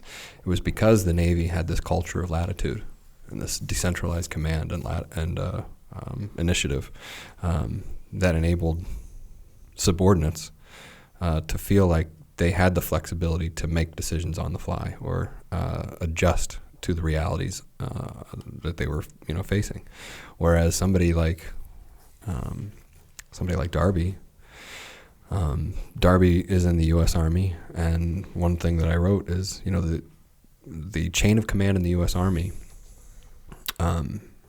has never been it's never been delinked. It's only been progressively thickened over time. And you see that not just today, but you can kind of see it happen gradually. And I would see it, a little bit in World War II, and I kind of got my first sense of it here, reading and writing about the Rangers. But I also saw it, in my Korean War chapters. I would come across, an Army general like Edwin Walker, who he's flying above his troops, above his soldiers, in a little spotter plane with a bullhorn, telling individual units which one to move. Like, I mean, in some sense, that that says to you, the reader, what a cool general that he's willing to put himself out there. But at the same time, like, that's also like awful. That's taking all of the initiative away from your guys, and you're not only telling them where they should advance, but you're also telling them that they don't have the authority to retreat either if they need to, or to gain a tactical advantage by maneuver. Centralized command at its worst, right there. Absolutely. And the last time you were on, we talked about the fact that, hey, when you're in the Navy, throughout history, and if Ben's in charge of this ship, you're gonna go sail away from me as the admiral. I can't talk to you anymore. Like, you got the mission. You're going to do it to the best of your ability. The other thing that's interesting about this is sometimes the ocean is going to dictate what you're going to do. Like, there are certain times where you cannot proceed. You cannot continue. The ocean is going to stop you. You can get some really, really extreme examples where weather could inhibit you on land from making the type of progress you want to make, but a river swollen, a river swollen. But those are extreme examples. Right. Out in the ocean, that's kind of a regular thing. There's giant sea states that come through. It's so you have to have some more ability to adapt, because you are look, if you're in a sailboat, the wind's not blowing. You're not going anywhere. Right. That's what's happening. You can't maneuver to the north because of the direction of the wind or the direction of the sea state. You can't do it. It's not going to happen. So you have to have some level of flexibility, whereas more so on the ground, you can power through a lot of weather events. Mm-hmm. And again, I'm going back to, times before radios and before motors, where you're just going to make this happen. So it seems like, unfortunately, that Darby was a little heavy on the obedience, and it's not always a positive thing. No, I mean, and not just on obedience, but on not prerogatives. That's not the right word either, but protocol, I would say. So he gets one of the shocking things that I saw when he was putting the Cisterna raid together was he put in charge of the entire assault element a an officer who'd never been with the Rangers. Oof. But just because he was in the rank, he had the Just rank. because he had a date of rank, that preceded, the Rangers that he'd been working with since they'd been training together in Scotland. These were Rangers that knew what being a Ranger was. These guys had been trained by the British commandos. They knew what a raid was. They knew how a raid would succeed and how it would fail, and instead of putting one of his Rangers that he knew from Scotland in charge, he selected the guy who'd never been a Ranger. And he's not a bad leader. He's an excellent leader, and he acquits himself, incredibly during the battle. But he also doesn't know, as daylight's creeping up on these guys, and they have a sense of, we are in the middle of a German division. We can't do this. We can't accomplish this. He does not have the confidence to say, guys, we're turning around. Mm-hmm. So, man. Speaking of British commandos, I know one of the people that you had to kind of cut was Mountbatten. Yeah. Lord Louis Mountbatten. This dude is like the British of all British, right? He is, but he's not. Like, the one thing that I thought was interesting about Mountbatten is they're Germans. The Mountbatten family, they're Germans. His father, I believe it's his father, he becomes the First Lord of the Admiralty, but he's born in Germany. He serves in the German Navy. He doesn't emigrate to England or to the United Kingdom until he's a bit older, and then he rises up through the ranks of the British Navy, becomes the First Lord. But Mountbatten, so Prince Philip, who just passed away, he was a Mountbatten. So Dang. Lord Louis Mountbatten was his uncle. Check. Yeah, so Mountbatten, he's a fascinating character. He by the time he's put in charge of Combined Operations Headquarters, or the entity that commands all British commandos, he's been shot out from under 2 ships, or he's had 2 ships that were sunk. That's the second time you've made that statement about, hey, this guy had 2 ships shot out from under him. Yeah. And it sounds really cool right now, right? Yeah, right. We're like, damn, because we're like, we think that's kind of cool, but I wonder if there's any negative, if someone's looking at like, dude, this guy's lost 2 ships, bro. What's wrong with you? Yeah, right. I wonder. I didn't think about it. Well, he kept getting promoted. Yeah. He had the political connections. He's really young. He's really dynamic. He's one of the few people that is able to not dominate Churchill, but he's able to, like, Churchill thinks he's just, he's this cavalier. And so he's the one that grew up in Germany? Mm-mm. That's his dad. That's his dad. Yeah, so, Louis Mountbatten, he grows up, he's as British as, I don't know. He's British. He's bro. British. And he seems to have like all the stereotypical kind of British personality. Absolutely. Yeah. He acts British. Yes, he's the, he's playing polo and writing books on polo and stuff like this. This is it, man. He's hanging out with the king and queen. He's got a cigarette holder. He's British. He's the quintessential British. But the commandos themselves, who we throw in with the sort of who played the biggest role in creating the British commandos? Is that Clark? Yeah, Dudley Clark. He's the guy who initially comes up with the idea. He's another weirdo. Really fun to learn about. Really fun to write. He was a British Army officer. He'd grown up, I believe, in Palestine. He had seen not only he'd seen British raiders during the First World War. He'd kind of experienced what some of that was like. I think he was friendly with Lord Wingate. He was one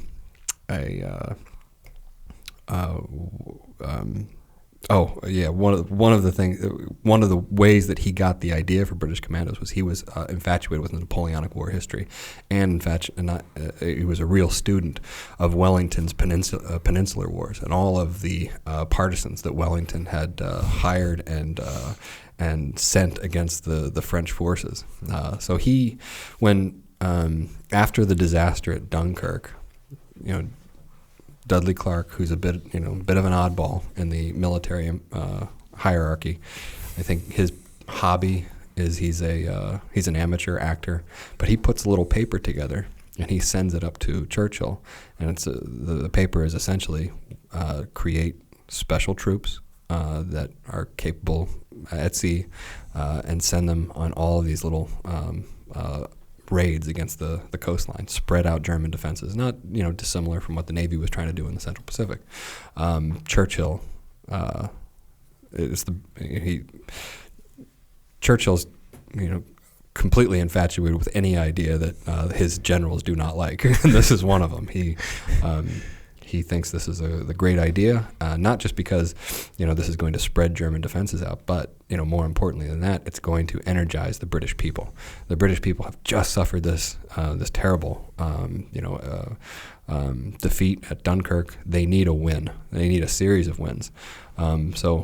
He agrees to it. He pushes the entire British establishment to create these commandos. What he does not expect, and what his generals don't expect, is that these raids start being successful. So successful that they want to develop more of them. And by 1942, there's not just British commandos at this point. There's Canadian commandos, there's French commandos, and they're all sort of operating under this COHQ. Have you ever read the book Rogue Heroes? It's a book about the British SAS No. in North Africa. It follows them all through the war. But boy, if you want a book that is kind of outside of the American special operations experience, that's the one.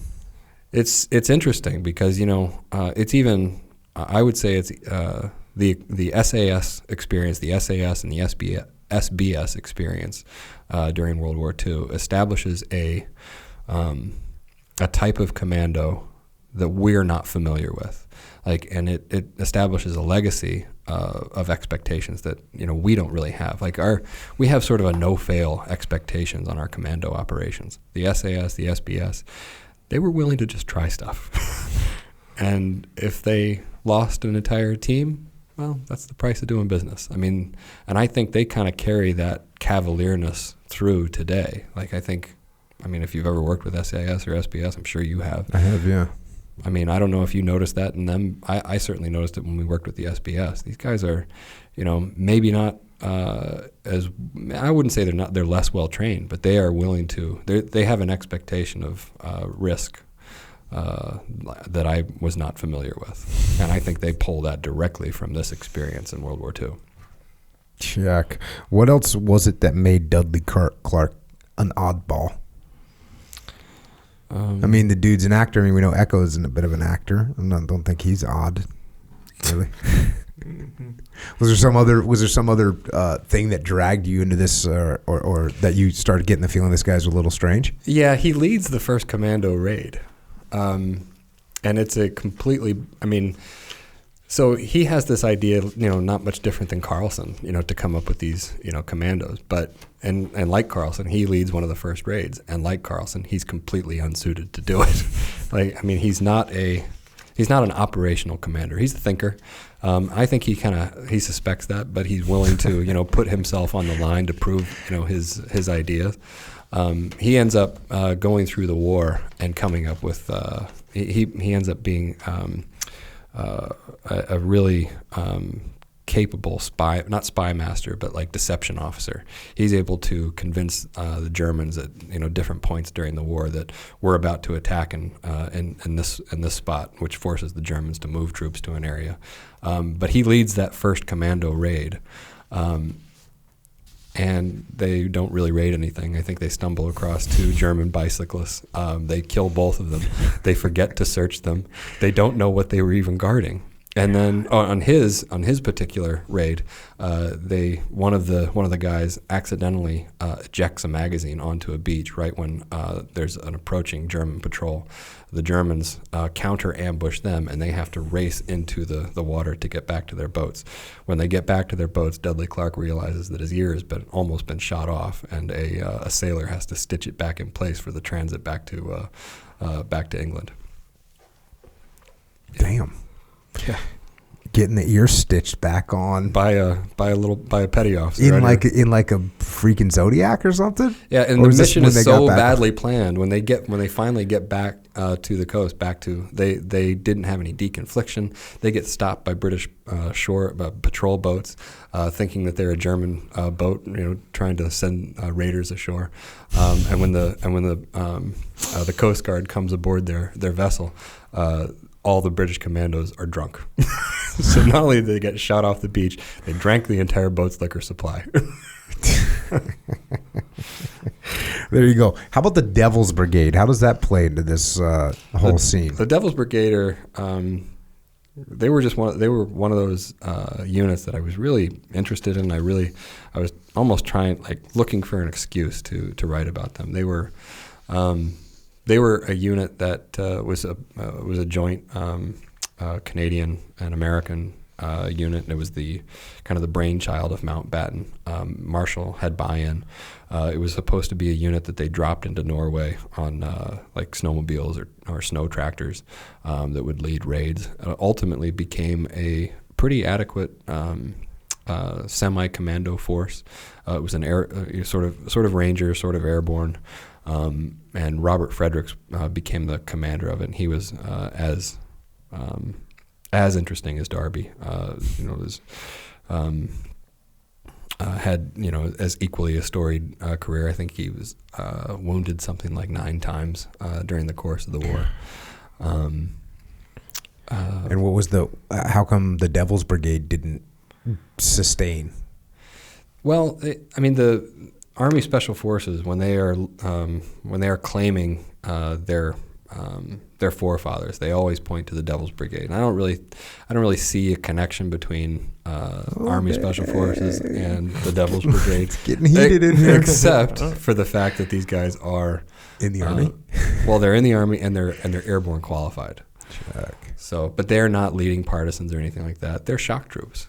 They're more like Rangers then. They're more like Rangers, but just like Merrill's Marauders. Merrill's Marauders are, when I set out to write a chapter on the Rangers and to talk about how the Rangers opened a gap for the Navy to fill, I didn't think that I'd be covering Darby. Other people had covered Darby before, and I was like, I kind of want to avoid that. I'd rather focus on, a Ranger legacy that has, that's less well known. And my idea initially was to cover the 5307th, which is Merrill's Marauders in Burma.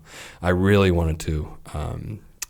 Instead of Cisterna, cover the Battle of Myitkyina, which is an isolated hilltop in Burma that the Merrill's Marauders seize, and there's some pretty interesting characters. Merrill, he's another oddball. I think by that point in the war, he's been removed because he's already had 2 heart attacks in Burma.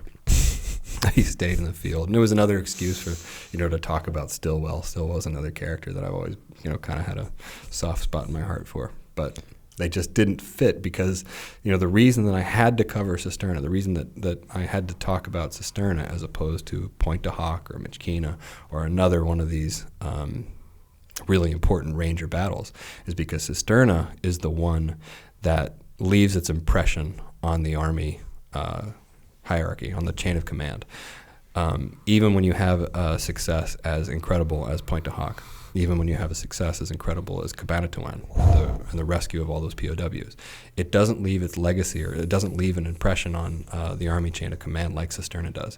Cisterna clouds an entire generation of hostility of regular conventional Army leaders to the concept of elite commandos, if that makes sense. Yeah, that's definitely that section of the book. And again, I read it on the last time we were together on this podcast. It's very difficult. It's still difficult to even read. And what's incredible about it is it's the notes from the radio room. These are transcripts of what was actually said between Darby and his frontline leadership, who are being overrun and slaughtered. And you can read exactly what they were saying to each other. It's another just incredible. A lot of that's taken from like you said, the transcripts, which that's one of the few times that I was at an archive going through a document and not just quickly taking a photo and moving on. That was one of those times where I was like, I knew what happened, and I was reading it like it was a novel, and I was tensing up, knowing each page was going to get worse and worse and worse, and that I was watching this unfold in an archive, 80 years after the fact, but it was every bit as real to me. Well, maybe not every bit as real, but these are fellow Americans, doing the absolute best they could for their country, for each other, and the guy on the other end of the radio was watching his friends die around him. And then before we move to chapter 4, what about Charles Shunstrom? What's that guy's deal? He got cut completely out of the book. Is that right? Yeah, sort of. I mean, he got so he's responsible for writing the Shunstrom report, which is it was a report written only if I do the math right, probably a month after Cisterna. So he's one of the guys that was captured in the final moments of the raid. He had been with Darby all the way through the Rangers experience. So he'd been one of the handful of Rangers trained by the British Commandos in Achnacarry, Scotland.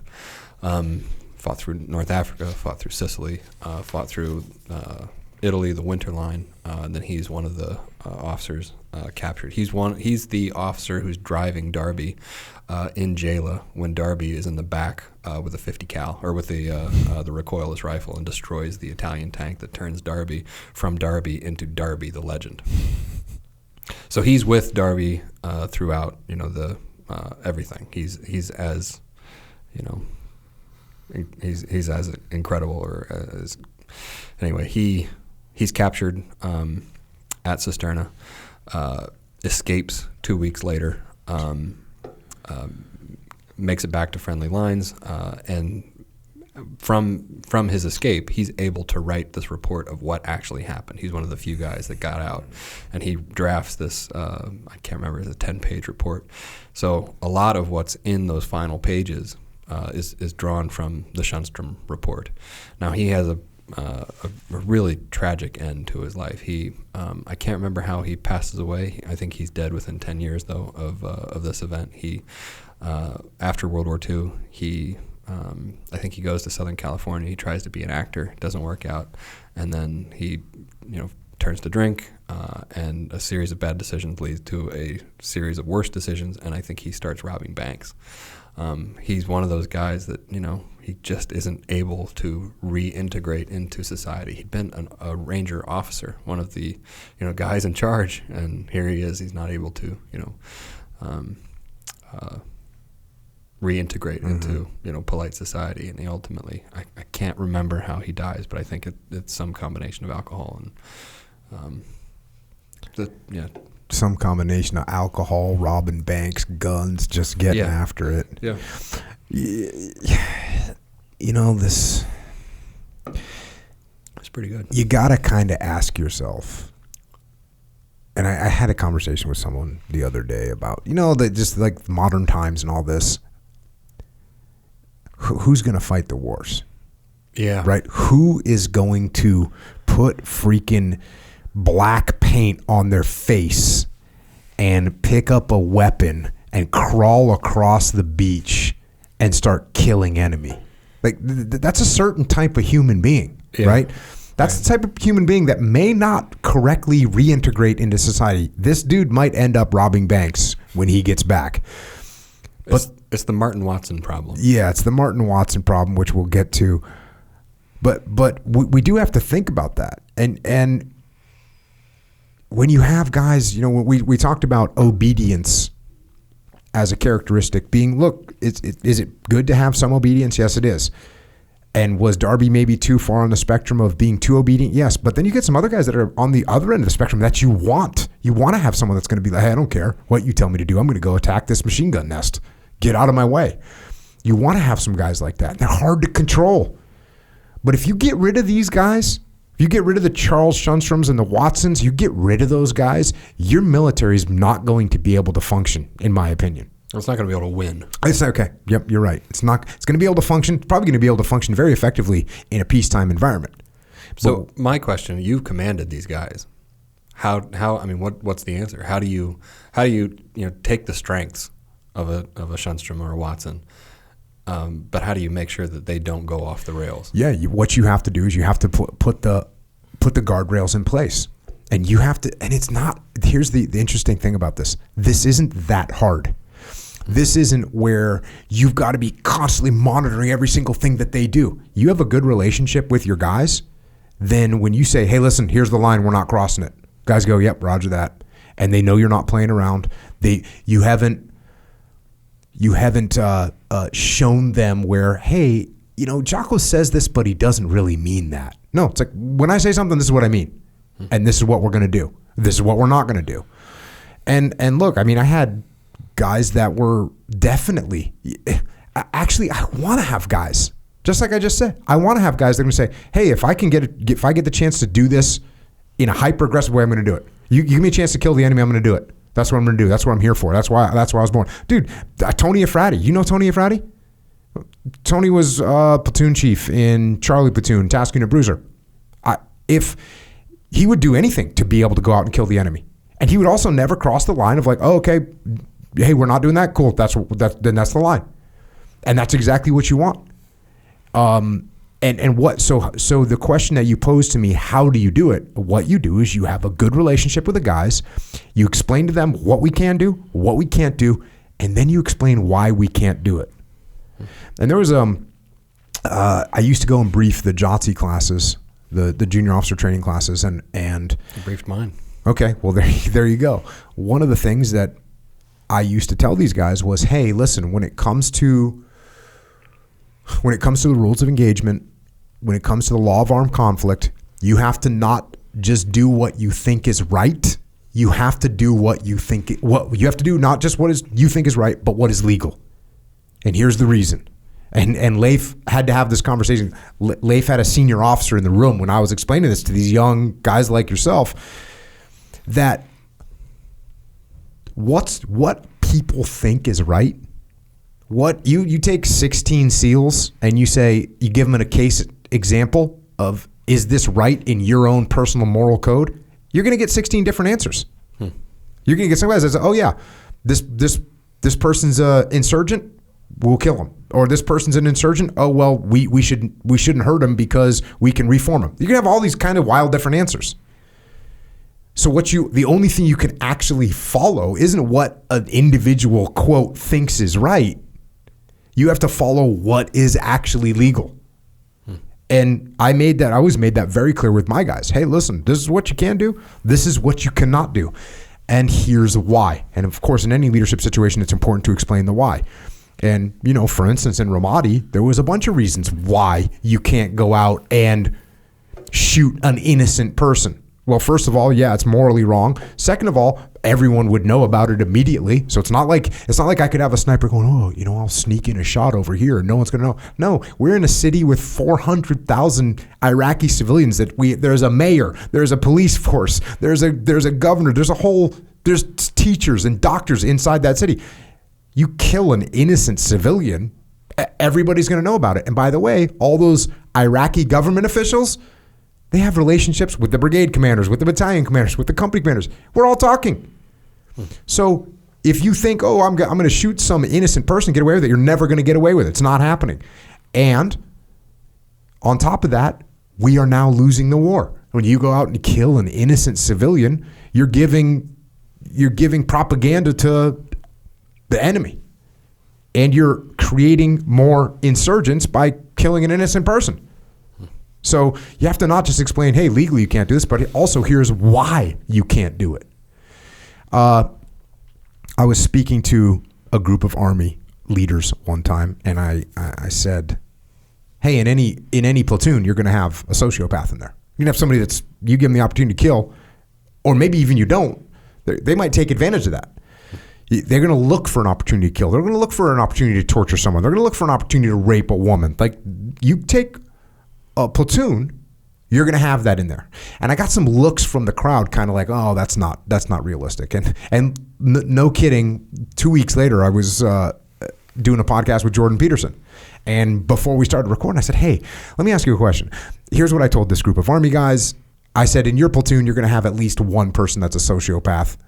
Is that an accurate statement? And he says, how many people in a platoon? I was like, well, in a platoon, 40, 50. And he goes, oh, and I won't try and imitate Jordan Peterson, but he basically, oh yes, definitely. And then he said, because it's like 1 in 100 in normal society that you have a sociopath. But the Army or the Marine Corps is not normal society. You've already screened out a bunch of pacifists, right? You've already screened out a bunch of people that are definitely not sociopaths. And so you probably actually have 2 or 3 sociopaths inside your platoon.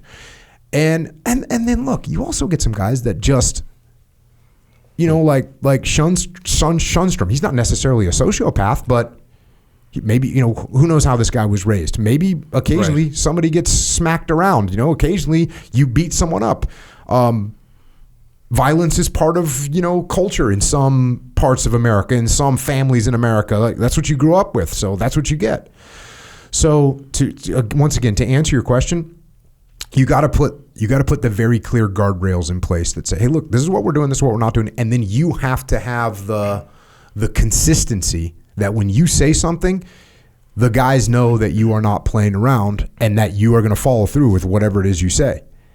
And I think where guys get caught sometimes from a leadership perspective is they don't put out those guardrails. And then when Ben crosses the line and you do something you weren't supposed to do, I feel kind of bad because I didn't even tell you not to do it. So I'm looking at you going, well, I guess I'm going to, send you to court-martial now. And you're going, wait a second. We killed 3 guys on that last operation and 4 guys on the operation before that. Now you're mad at me because I killed somebody? Well, what were the circumstances? Well, you didn't talk to me about any circumstances. Well, you got to know the rules of engagement. Well, I know the rules of engagement that seem like that way to me. So you see where I'm going with this. I have to be very clear about what the line is and why we cannot cross it. It also seems like in an extreme team environment, like I say, like in football, it seemed like there were some sociopaths there too. And actually, I actually know of one who's I think he's still in jail right now. But he in an extreme team environment, it's like people who are just normal people who are, I'm down for the team. They get influenced just to do stuff, good and bad, just because of the team environment. Do you find that a lot? 100%. Where it's like, actually, you know what? Now that I'm thinking of like the massacres, certain massacres. For sure. The Milligan massacre, that's definitely what happened. Like, oh, that's what we're doing. Okay, we're ready for it. I've been talking a lot about this lately. Is just the fact that human beings are so their brains are so pliable. You can program a person so easily to believe whatever. And by the way, it's happening all day long right now with all these people out there that are looking at their social media all day long. They're getting programmed. You're getting programmed. Yeah. You're receiving information you don't even know what you're seeing, and it's happening right now. The propaganda that's coming out from both sides from Ukraine, right? It's like you have people going high and to the right on whatever image that they saw, and you got to take everything that's coming out of there with a grain of salt. But what it's showing you is how easily influenced human beings are. And that's a really negative thing, but it's also a really positive thing because you as a leader have the ability to say, hey, here's what's going on. Here's what we need to do. Here's why we need to do it. Here's why we can go to this line and we can't go past it. And those are the rules. That's what you need to do. If you start to allow slack and then you develop a habit of allowing slack, you're going to have a freaking issue. You're going to end up with issues if you don't have the ability to say, hey, listen, dude, we're not doing that. One thing that's interesting in the SEAL teams is most of the guys want to do a good job and have a good reputation. So when you say, hey Ben, we're not doing that. Or hey Ben, it seemed like you were thinking about doing something. Let me tell you why we're not doing it. You don't go, oh, it's bullshit. No, you go, yeah, I got it, boss. Thanks for explaining that to me. It's not that hard. But if I'm weak, and that you end up with that dynamic in the military where you have a really strong personality, or a really strong chief, or really strong, and a brand new officer. Yep. And if that's a classic scenario, right? That's the damn Platoon, right? That's the movie Platoon, right? You have Barnes, and you have whatever that officer's name was, and he just gets run roughshod over by Barnes, and that's a perfect example. That's a perfect example. Hey, you're a new guy. Shut up. You don't know what you're talking about. This is the only way to win this. Okay, well, yes, sir. Or yes, Sergeant Barnes. And then you have a guy like Elias, who is saying, "Hey, but what are you doing?" But he doesn't have the strength to back it up to get his platoon officer on board with what's happening. So it's a classic thing to watch out for, 100%. All right, let's jump back into the book here. Go a little bit more forward. Go into chapter 4. Chapter 4. Draper Kaufman and the course that cracked the Atlantic Wall then laid the first bricks of the legend of Navy Special Warfare. So there you go.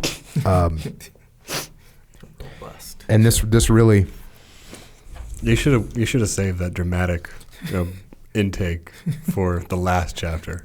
That's the longest one. They get. There's only one that's short. There's only one more that's coming that's short. I'm going to read a little chunk from the book here. Landing at 0625, one of the earliest crews to arrive, Gregory and the Army engineers had dragged their rubber boat into the surf, lashed it to a wooden stake, and run for the farthest belt of hedgehogs. It looked impossible to be there without being hit. One of Karnowski's men remembered afterward. It looked even worse without a helmet. Despite the chaos, Karnowski and the demolitioneers laid their charges, ran out their primer cord, tied in, and blew their charge. The first shot was magnificent, remembered one man. After it, nothing else was. As soon as the charge blew, machine guns opened up from everywhere, and men pushed their bellies into the sand. Conrad Millis, a quiet California carpenter, made chief petty officer for the example he had set during training, grabbed the primer cord, reel, and sprinted for the next row of obstacles. He was identified later by the pack of explosives around his neck with a big hole in his chest. As the waves of infantry landed, the demolition job grew even more complicated. Terrified soldiers either did not notice the purple smoke warnings swirling around them or did not care. I thought I'd never get one of the infantrymen out from behind a piling, a demolitioneer confessed later. He moved out just in time, and our second shot went off. As obstacles blew apart, the Army and Navy sections began working together, mingling as a single team, regardless of the advancing tide. Lieutenant Gregory, having destroyed the tank-crippling hedgehogs at the far end of the beach, turned away from the enemy and splashed back into the surf. Like a man possessed, he waded or swam to each remaining stake, where he waited until someone threw him a charge. Then, using the lessons taught to him by the NCDUs, stretched his arms as far as they would reach and placed his bomb next to Rommel's, then blew them to nothing.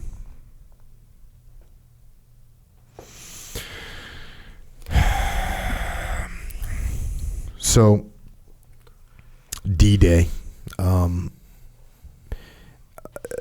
You talk about this being the most consequential day in the history of NSW. There's 190 Navy demolitioneers. 32 of them are killed. 65 are wounded. So that's a total number of casualties being at 97. This is 51%. 51% casualties. Yeah, I mean, just in contribution or just in sacrifice, it outmatches any other tragedy or that NSW has experienced. It's far exceeds anything, and at least in any single day experience. And this happens mostly in the space of around 3 or 4 hours. Gap assault teams.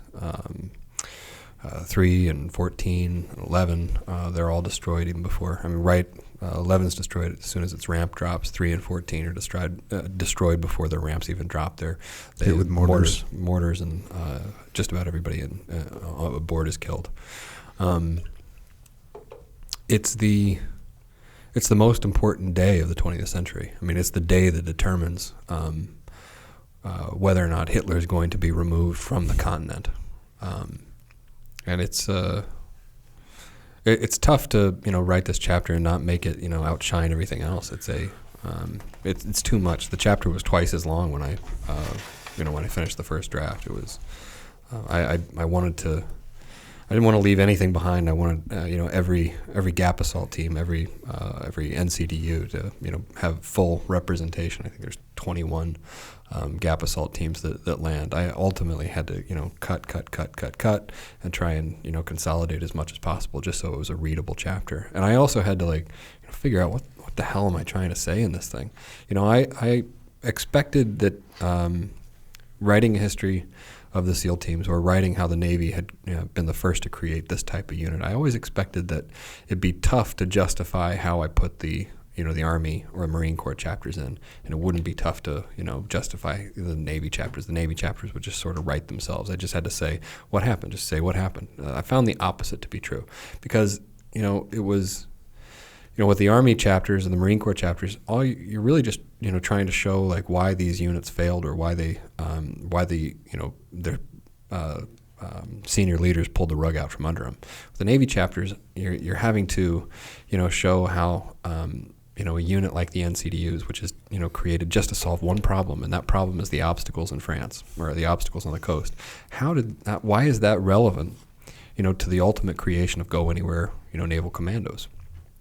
So it took a long time, and it took multiple drafts before I realized that the point of this whole thing, or the relevance to that story, is not so much, the fact that they were, just blowing up obstacles. It's the fact that they left such an impression on the Navy's leaders after that. There's all these, episodes of naval bravery. There's the experience of the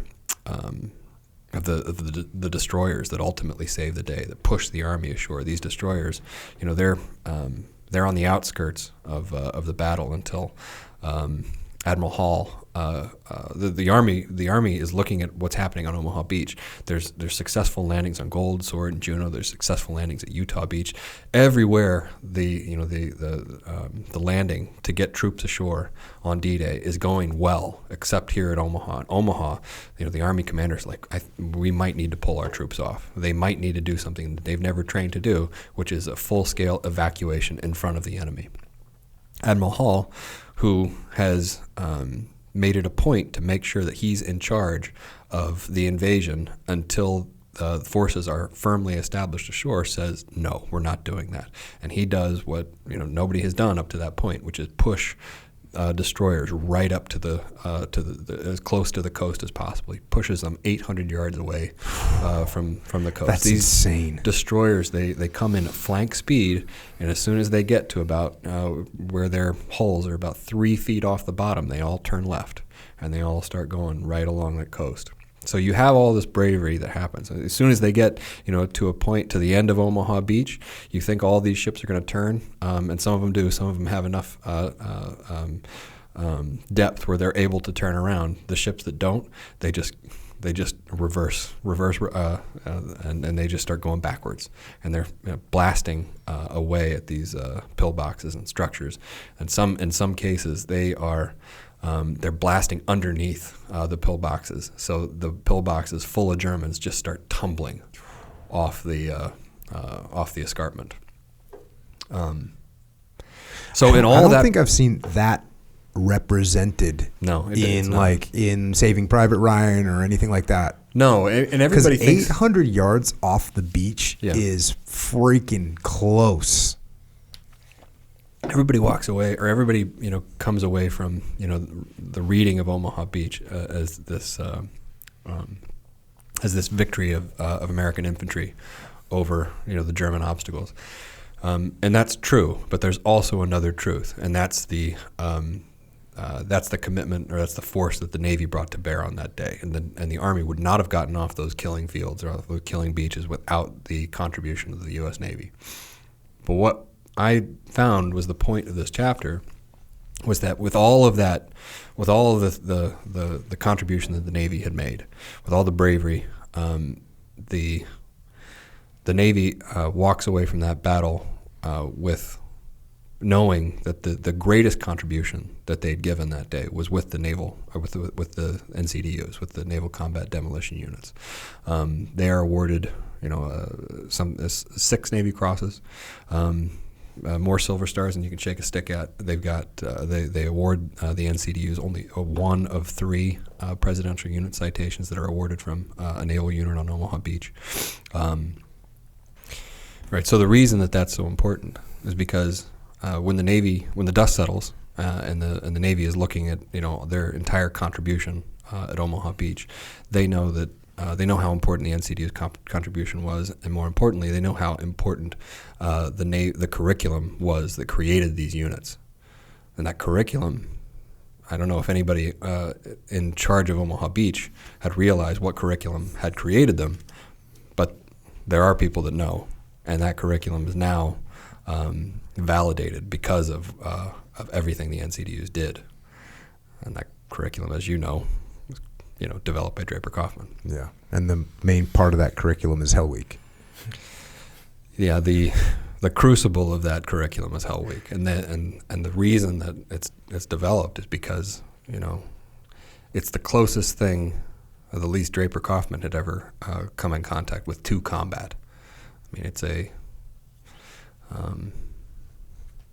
at least it matches the experience that Draper Kaufman had when it came to combat. He'd been in, we can get to Draper Kaufman, but it prepared the guys that went to Omaha Beach for exactly what they experienced. They were wet, they were cold. I mean, they'd spent almost 48 hours on ships that were, often. Some of these ships were sinking prior to. They were so overwhelmed with water and rain, and that they went into battle cold, hungry. Often, nearly all of them were seasick. They're all retching their guts out, so they don't have anything in them when they hit the beaches. And then the chaos that unfolds around them is they've gotten at least a taste of it on the beaches at Fort Pierce. The Sosali Day. I mean, they'd been peppered with all these bombs going off around them. They were probably better prepared for what they encountered than any other troops on Omaha Beach. Yeah, the Hell Week thing is definitely interesting, because it's shocking when you look at it and the kind of people that show up, just the numbers of people that show up. I mean, a class will start with a couple hundred people, and by the time they're done with Hell Week, they'll be down to 10, 15, 20% of that. And these are people that enlisted in the Navy, that had a goal, that told their families they were going to be Navy SEALs, that dedicated 6 years of their life to signing that dotted line. They trained, they worked, they went to boot camp, they gave up whatever other possibilities they had in life, and they poured all that into this one singular dream. Without a fallback plan, too. With the crappiest fallback. There's a fallback plan. It just sucks. It sucks. But I mean, it's not like if you go to the Marine Corps, and you don't, get into MARSOC, you can still be a pretty awesome Marine. Yeah, you're a freaking infantryman in the Marine Corps, which is a beautiful thing. And same thing with the Army, special operations. Oh, you don't make it through special forces training? Okay, cool. You're a freaking ground pounder, which is awesome. The Navy, you don't make it through SEAL training, and if you have the mindset where you want to be some kind of a machine gun toting badass, well, guess what? You don't make it through SEAL training, you are literally not going to be a machine gun toting badass at all. And that's a horrible fate for these young guys. But they know that that's their fate. And yet with that fate, they still ring that bell. And people from every background, people that were Division I athletes, of every Division I athlete, wrestlers, football players, you name it, swimmers, runners, they all quit. People that were, raised with a silver spoon in their mouth that went to Ivy League schools, they quit. People that were raised in the ghetto with really hard lives, they quit. Some of them make it, some of them quit. Same with the Ivy League. Some of them make it, some of them quit.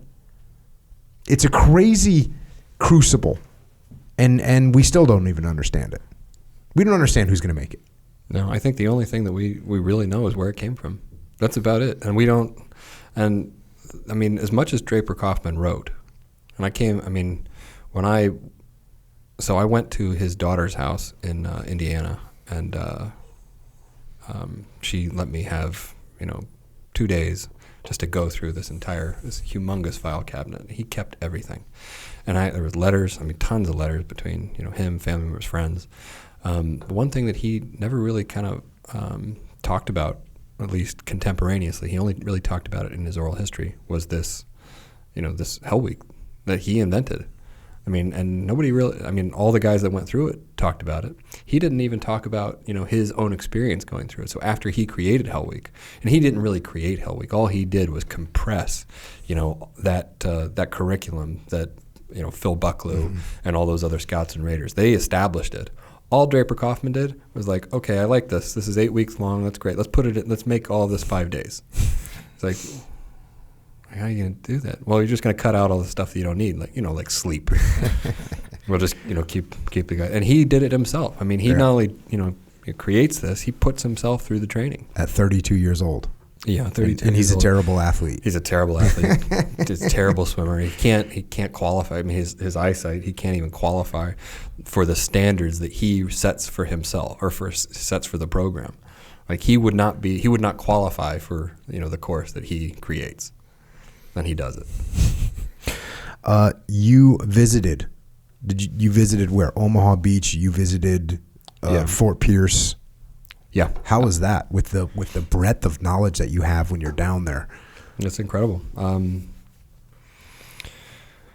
It's there's nothing quite like going to the places that you're writing about. If I could have gone, I wish I could have gone to every single place that I wrote about. And I've kind of made it a mental mandate for me. Future books, I'm never going to write about anything unless I go to the place. There's a way to Omaha. There's a way to all of Normandy, and I'm not sure which point you should go to the cemetery at Omaha Beach. If you should go to the cemetery first before you go to the beachheads and before you go to all the battlefields in Pt.2, or if you should go see the battlefields in Pt.2 and everything and then go to the cemetery. Either way, you're going to that cemetery and you're going to walk around it. And the one thing that you're going to see, and there's a poem by Robert Frost before you go into that cemetery, and it said something like, don't talk, just listen, just look, and note the dates on these headstones, and note how young they were, and they died for you. And it's overwhelming. And then to take that, and then to go see the places where all of these guys were. You see Dog Green, Dog Red, and all the beaches, and then you go to Pt.2. You can't even look over the cliffs. Look, you see where these Rangers, they climbed up, and the Germans at the top are cutting ropes, and they're throwing grenades, and they're leaning over the cliffs, and they're machine gunning them off the ropes, and still they came. And with the section that you read of Karnowski, he dropped his helmet in the water before the operation even started. Before before the ramp even dropped, he did not have a helmet, and he ran from. Where was he going to get a helmet? Everybody else needed their helmet. There's no other helmets to take, and he ran ashore and wasn't able to get a helmet for almost 24 hours. He finally found a helmet that wasn't attached to somebody that he was able to take. But, yeah. And how about Fort Pierce? Fort Pierce is really something. We can talk about Fort Pierce a bit later. There's recently went to Fort Pierce for their annual muster. And but, yeah, Fort Pierce was one of the first places I went. And I didn't quite understand, what the island was like, what the separation of Hutchinson Island was, because Fort Pierce is the actual town. It's on the mainland, where Hutchinson Island, where that's what we colloquially call, or that's what we call, Fort Pierce.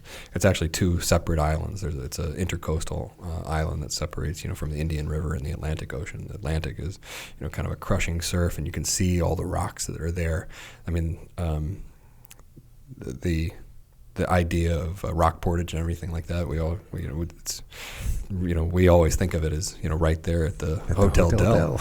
Yeah, you get this fairy tale hotel, and these jagged, humongous, rocks. They have the exact same rocks right there at Fort Pierce, and they did the exact same rock portage, and it was just as dangerous then as it is now.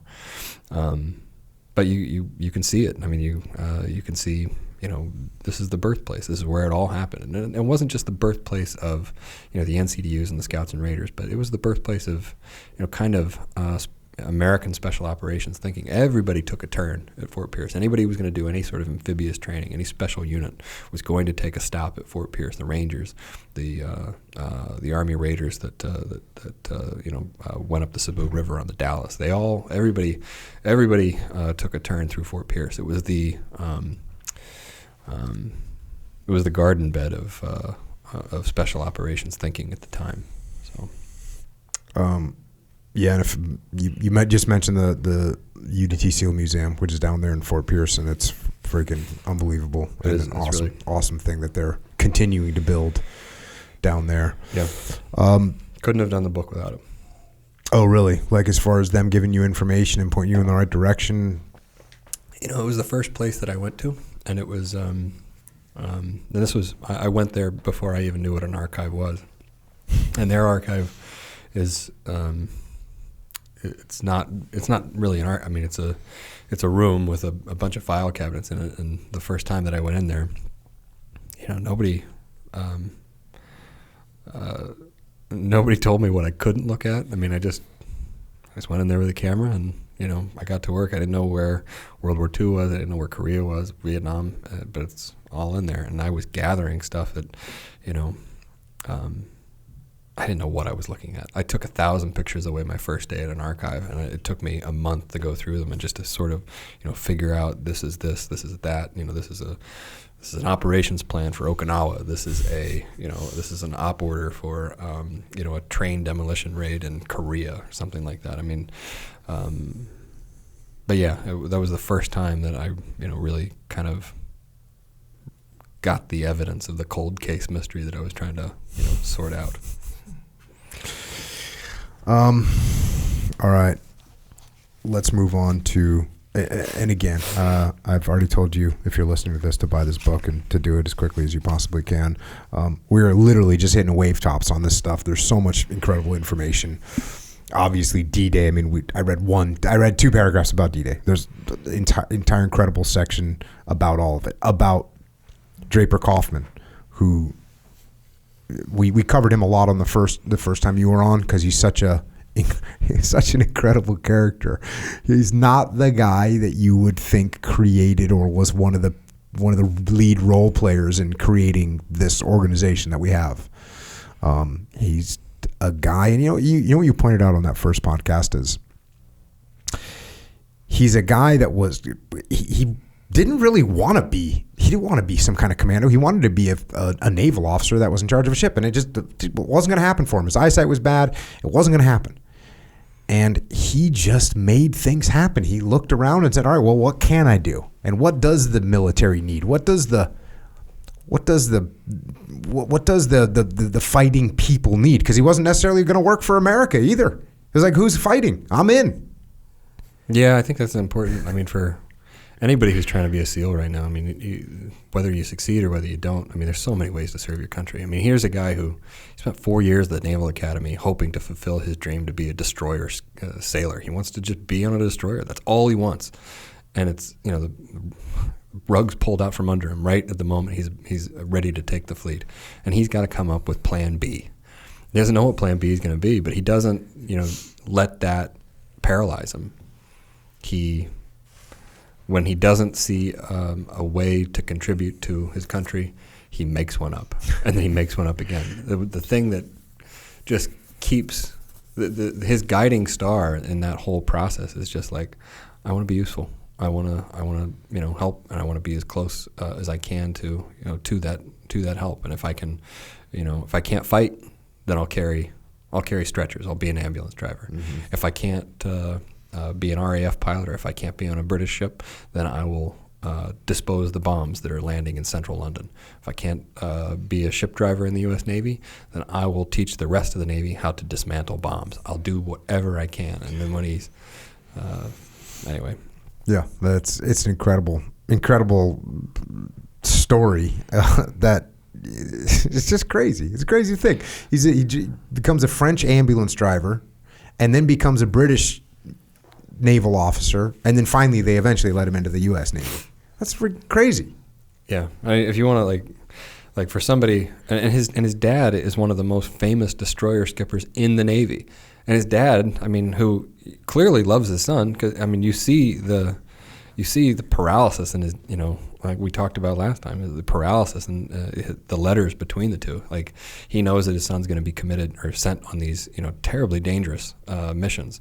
It's never been done before. Like before Draper Kaufman heads out with UDT-5 to scout the beaches for Saipan, his dad knows that these guys are going into combat with nothing. And the letters are, he signs them off, just the same way, any other dad would, I love you, lots and lots of luck, and that's all I can do. That's all I can do for you. He's not going to intercede on his son's behalf. Craziness. Chapter 5. The evolving contest that created the mermen of war. World War II's only indispensable special operations unit. So we have that controversy about the mermen. Yes. We don't really like that term. We don't. But it's what got used, right? Well, yeah, I mean, yeah, they used it. I mean, I think that was the Wrigley spearmint gum hour that was on the radio. I mean, that's where it came from. That's where it came from. They called the mermen. They called the mermen of war, yeah. Unfortunate little piece of history, but we can't change it. All right, going to the book here real quick. In the late summer of 1943, right about the same time that Draper Kaufman was putting himself through Hell Week, U.S. commanders in the Pacific were about to initiate 2 campaigns with one ultimate objective: the invasion of Japan. Blocked by a swath of ocean 5 times the size of the Sahara, and whose every atoll had been turned into a Japanese fortress, the strategy to accomplish this objective was one in which the Allies would leapfrog most islands, especially the most robustly defended, let them wither on the vine, said Douglas MacArthur, and seize a handful upon which they could build airfields substantial enough to support the long-range 4-engine bombers needed to soften up the next handful on the way to mainland Japan. In the South Pacific, this path would progress from the mountainous jungles of Guadalcanal to a nearby group of similar islands, many well-charted and populated, and all of them battlefields large enough for the U.S. Army's and MacArthur's ambitions. In the Central Pacific, this path would start some 2,000 miles west of Hawaii in the Gilbert Island chain, the first lily pads large enough to support bomber-sized airfields, but so small, so remote, so daunting that their volcanic spines of white sand and green palms could almost be mistaken for the rigid backs of 1,000 sea monsters. And there was only one branch of service that could lead the hunt against those, the same branch that would go on to break Hitler's Atlantic Wall, but employing an altogether different kind of method. Indeed, a method unlike any in military history. So you're setting us up pretty strong there, right? For this, well, I had to make up for the mermen. True. This is the first time the Navy's kind of the master of the battle space. First time in history. And that's going to play into a significant role because we need to get onto these islands. Yeah. We need to figure out how to get onto these islands. And there's this weird little gap of information, this weird little gap of tactical control that no one really knows how to fill. Yeah. What's the myth behind Tarawa? So Tarawa is every history that I'd ever read about the SEAL teams starts with a vignette about Tarawa, and that Tarawa is this meat grinder battle in 1943, in which the Marines they take this island in the Central Pacific, and in 3 days the Marines lose as many men as they've lost in the entire 6-month battle for Guadalcanal.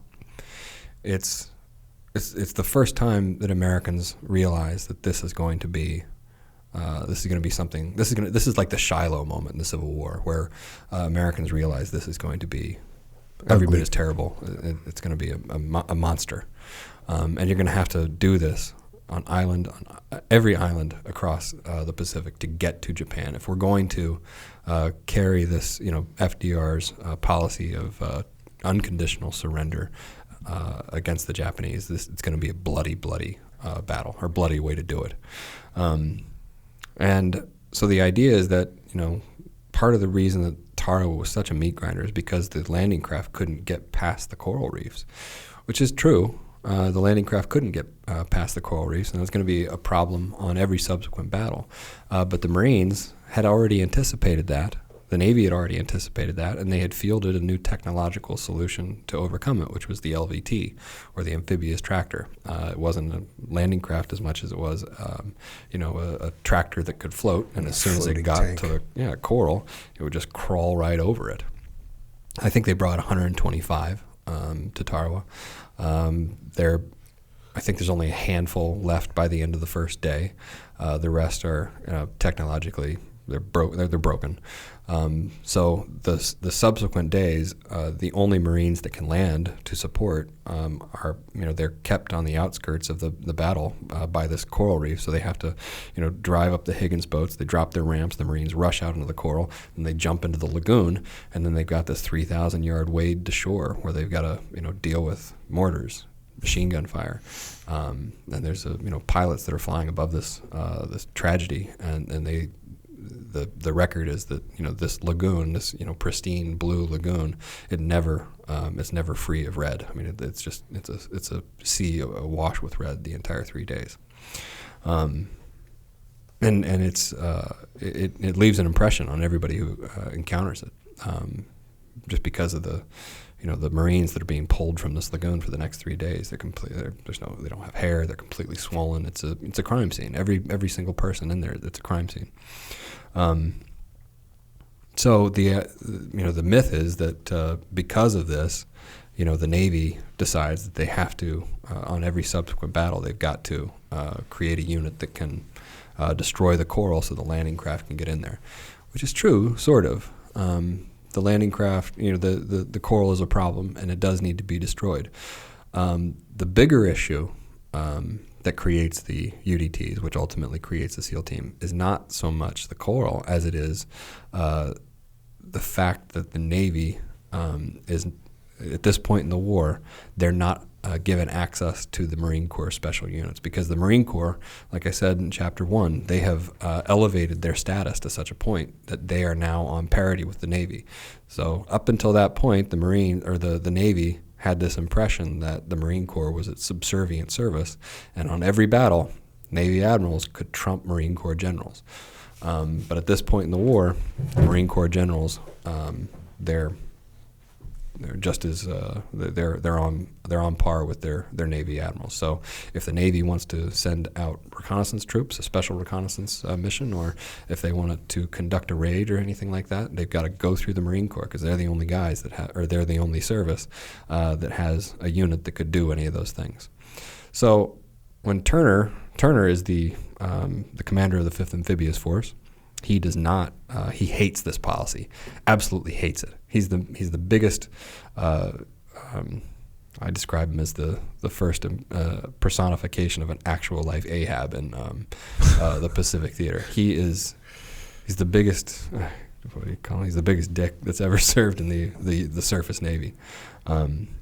He's a tyrant almost, and he absolutely hates the fact that he does not have control of the Marines in the way that he anticipated having control of the Marines. So he's not as concerned about destroying the coral as he is with having his own unit that he can control, that he can send out to find out information and either find it out, cut it out, whatever. That's why he creates the UDTs. It's not a issue of coral as it is chain of command control. Yeah. One of the characters that you cut, I guess, James Jones from the Recon Company. Mm-hmm. What's this guy all about? James Jones is so one of the options that the Navy had prior to this sort of realignment or reassessment of Marine Corps authority would have been the VAC Recon Company, the VAC, 5th Amphibious Force, VAC. That would have been a unit that Kelly Turner, Admiral Turner, would have had access to send on special missions, special assignments, including missions to destroy coral, find coral, things like that. But now that the Marine Corps has the status that it does, he doesn't really have access to this unit anymore. But it's sort of the replacement for the Marine Corps Raiders. It's not as big as the Raiders were intended to be, but they sort of formed this unit around James Jones. He's a really interesting character. He was a tractor salesman in Africa before the war, just by being a tractor salesman, he manages to pick up multiple languages. He's a really, really interesting guy, and he was one of the initial guys put in charge of the Observer Group, which was the unit that ultimately became the Scouts and Raiders. As a side note, he is the father of James Jones, the Obama's first national security advisor. Wait, father or grandfather? Father. Wow. He's his father. And so when I was doing my initial research for this, I was trying to get an interview with him. No dice? I was close. I had I was going. Not dice, bro. It was not dice. I was going back and forth with his secretary. He has not a nonprofit, but like a strategic think tank, and I was going back and forth with his secretary. Couldn't make it work. So no dice. You're right. No dice. And well, then what happened with them? The VAC Recon Company. They initially. They have some pretty impressive raids right around the time of Tarawa. They raid a little island of Apamama. That's it's kind of it's a similar Macon Island style raid. They use the same submarine that the raiders use for Macon Island. It's kind of a textbook island raid, Navy and Marine Corps cooperation. But after that, they don't really do much until the Battle of Okinawa. And the reason that they're important is because they're kind of, once the UDT are created, you can see how important the UDT become and how less important every other unit becomes. And at one point, the VAC Recon Company doesn't really have a mission, so they assign them to the UDTs. And so they take every Marine that's in the VAC Recon Company that can swim, and they plug them into a UDT. Do they actually get transferred to the Navy or no? No, they don't get transferred, and by Okinawa, they separate themselves from the UDT again, and they're back to doing their sort of island raids. But until Okinawa, there's not a lot of other like little satellite islands to do the things that they were trained to do. And then what about the USS Burrfish Recon of Yap? This was a UDT 10 operation. What was going on there? Yeah, that was one of the. That's in August of '44. There's a series of sort of secret reconnaissance. So after the Tinian reconnaissance, which Draper Kaufman leads, it's a combined reconnaissance between VAC Recon, so the Marine Recon, and UDT swimmers. The Navy really sees the potential of doing these night secret reconnaissance of various islands. So the next group of islands that the Pacific planners are hoping to capture are in the Palau. So Peleliu, that whole episode in the war. So one of the satellite islands of Peleliu is this island of Yap. And so the USS Burrfish, with a contingent of UDT swimmers, half of whom are haven't really been trained in the traditional UDT curriculum, which they've established at Maui, but half of them are actually OSS Maritime swimmers. They send a combined recon team ashore at Yap. 3 of the swimmers get separated from their boat.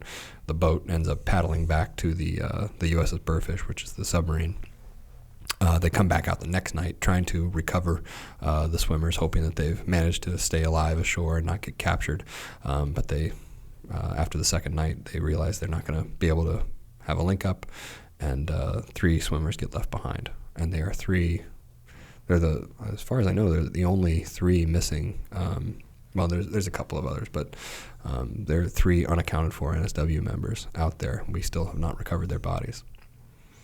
We think, based off of the research of one archivist at the National Archives, who's also moonlights as a historian himself, Nate Patch, he's put together a pretty convincing argument that the bodies are probably at Bab el-Thuap. They're buried with a handful of other captured American aviators. But we have not found them. There's an effort right now by Project Recover to try and track their bodies down. All right. But likely they were captured. They were bounced around. The Japanese tried to, do a cover-up of their execution. They said that they were put on a transport bound for the South Pacific back to the Philippines. Based off of the research that Nate Patch did, looks like that was all just manufactured, and they were killed right there. So that chapter kind of brings the underwater demolition teams, sort of how we really got the traction going on the underwater demolition teams. And then in chapter 6, you start going into just a totally different aspect of warfare. I mean, a totally different aspect of warfare. Chapter 6 is called The Contest for Guerrilla War in China and the organization that had no damn business fighting it, the U.S. Navy's Army of Soldiers. And this is definitely one of the wildest sections in the book, all pretty much centered around this guy Miles, who this is like a whole book unto itself. Of course, I guess I say that over again for all your characters, but this guy's insane. No, I mean, quite literally at the end, I guess he is insane, right? He is. I mean, the effort breaks him. It completely breaks him. He's committed to a mental institution. It takes him several months to, and part of that's drug induced. I mean, he's self-medicating by the end of the war, taking an incredible cocktail worth of medicine just to either stay awake, go to sleep, and then deal with the pain that he's dealing with, and the fevers too. He's got almost constant malaria throughout the entire war. But yeah, I mean, of all the guys that I say there's kind of a horse race in my head for who's the weirdest character in the book, and Miles is definitely leaning for the tape. I mean, he's like, yeah. I mean, he's fascinating in the sense of how unremarkable he seems.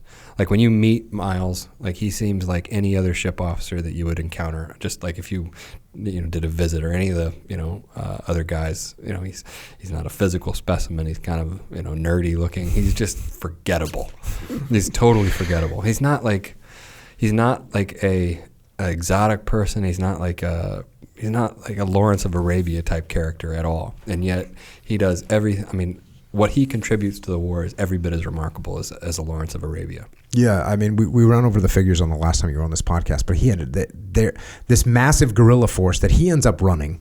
With no business doing it. With no business doing it. And that quote from the title, "No damn business," that comes from another Navy officer, one of Miles's friends. He's like, "We have no damn business doing this." I found the letter. Like, if one of Miles's friends thinks that the Navy has no damn business, then what hope did we really ever have? Yeah, and yet the impact that they had was completely strategic. They end up killing somewhere in the neighborhood of 25,000, I think, enemy Japanese soldiers, but more important, tying up 1 million of them. Yeah, right. Only lost a handful of Americans. That doesn't account for the number of Chinese lost. I mean, you're right. I mean, the Chinese contribution is it's unaccounted for and significant. But yeah, only six American deaths in the entire effort, which is the effort stretches from 1942 to all the way to 1945. I mean, you're absolutely right. There should be a book written about this. And when I got into this, I didn't want to write this chapter. I was not so tired, but I was so anxious to be done with World War II. when I finished my UDT chapter, and I was so ready to move on to Korea. I just wanted different scenery, a different record group at the National Archives. When I got to this point, I mean, all I wanted to do was leave, and I was just trying to like take this China stuff and kind of stuff it into like an introductory section of my Korean War chapter, and I couldn't do it. One chapter or one page became 2 pages, then became 3 pages, and 4 pages. And I was like, mother. I had to write a whole new chapter. It derailed my entire timeline for finishing the book. What's the movie potential for this? For this, I think if I was going to say like which of these, I think they could all be movies. But if you haven't seen, we've seen Saving Private Ryan. We've never seen a representation of a guerrilla war like what happened in China in World War II. It could totally. And Miles is such a an interesting character. He could be like, I mean, he's interesting in the fact that he's so boring, but he does.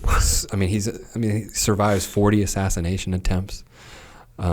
He's a naval officer who's involved in probably more ground combat than anybody else in history. Yeah, including a freaking cavalry charge on camels. Yeah, it's nuts. It's nuts. The whole thing is nuts. But yeah, the movie potential of Chapter 6 is high. I think the movie potential of the UDT chapter is just as high too. I mean imagine seeing, or I can see a movie of these guys totally. Going into battle with just knives and, fins and masks. That'd be pretty neat. You have another character that you bring in here, going to the book. At 60 years old, thick-jowled and with white hair parted just off center, Wild Bill Donovan, a nickname he had earned as a volunteer leading soldiers through mud, gas, and death on the Western Front, looked in his uniform nothing like the head of an insatiable, unconventional warfare organization, and more like an overweight toddler playing dress-up.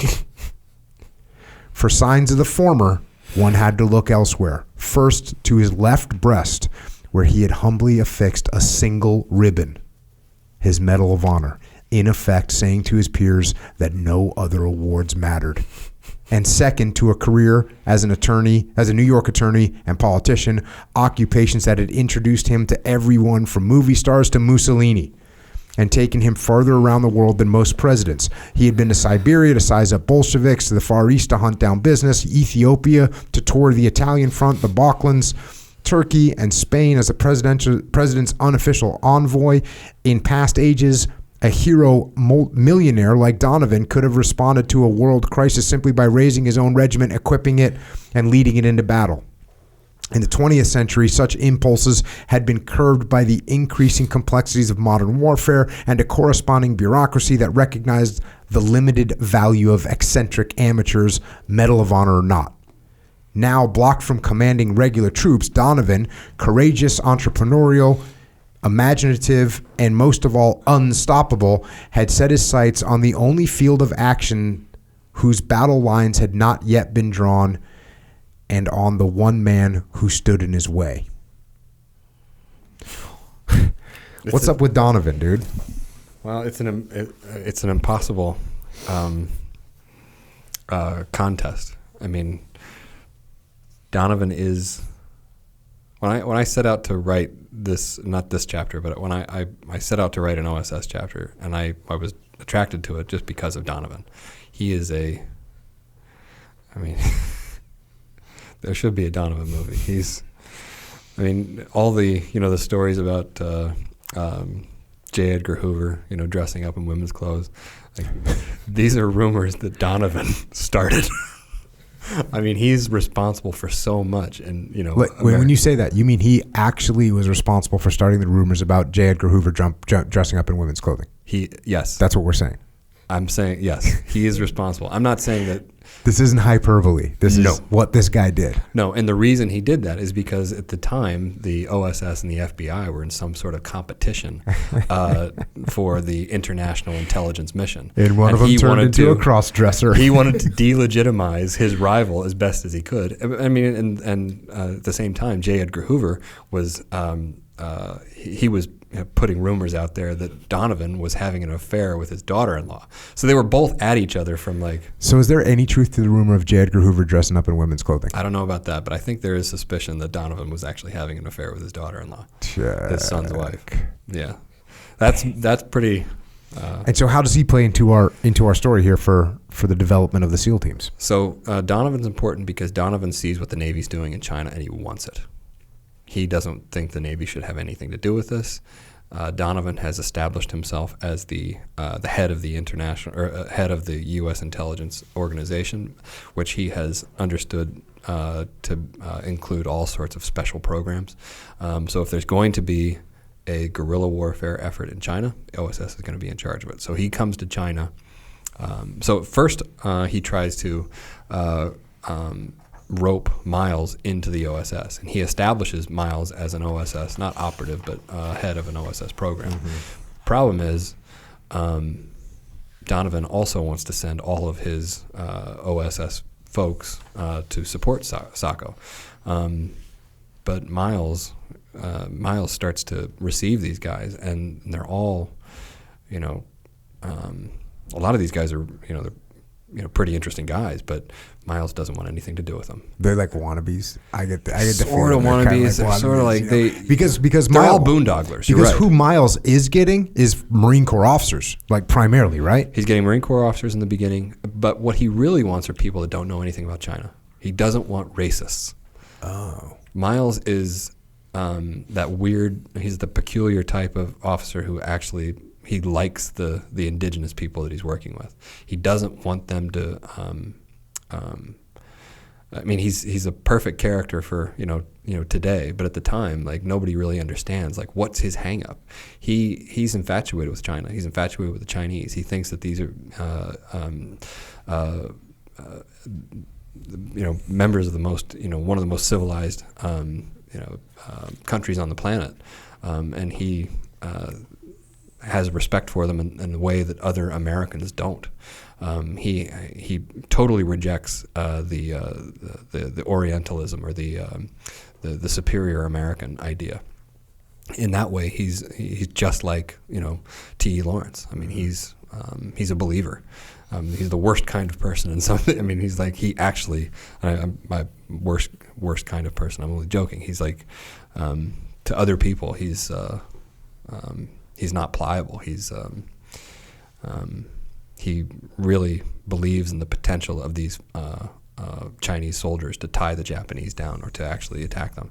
And Donovan comes in, and Donovan's a manipulator. Donovan's been manipulating for years. He managed to he squirreled himself into positions his entire since he got that Medal of Honor. He's used it to plow pathways through bureaucracy, and to create a unit that never should have been created, to create this OSS, and some of his schemes are completely harebrained, but some of them are not. Some of them are actually pretty good. So when he sees Donovan, when Donovan sees Miles, he first wants to put Miles under his thumb, and when Miles can't be put under his thumb, he tries to take the whole thing and leave Miles with the weather stations. That's all he wants to leave Miles with. He wants to take this entire guerrilla army that Miles is starting to build, and he justifies that because Miles is, like I quote in the book, he's not putting scalps on the barrelhead fast enough. And he almost does it. He gets real close. But the thing that stops him is the Chinese won't work with Donovan. But they do like Miles. They can smell the intent. Yeah. Right? Absolutely. Donovan is freaking shady. It's tough to, I guess he's got to be shady a little bit. He right? is. It's tough to not, respect Donovan. He's a character, like, and he, but he's a toddler with a flamethrower. All right. Can we go back real quick? There's two back. characters that I want to talk about from the UDT. I think that. Okay, hit him. Alan Gordon Leslie. I was thinking about the contribution of other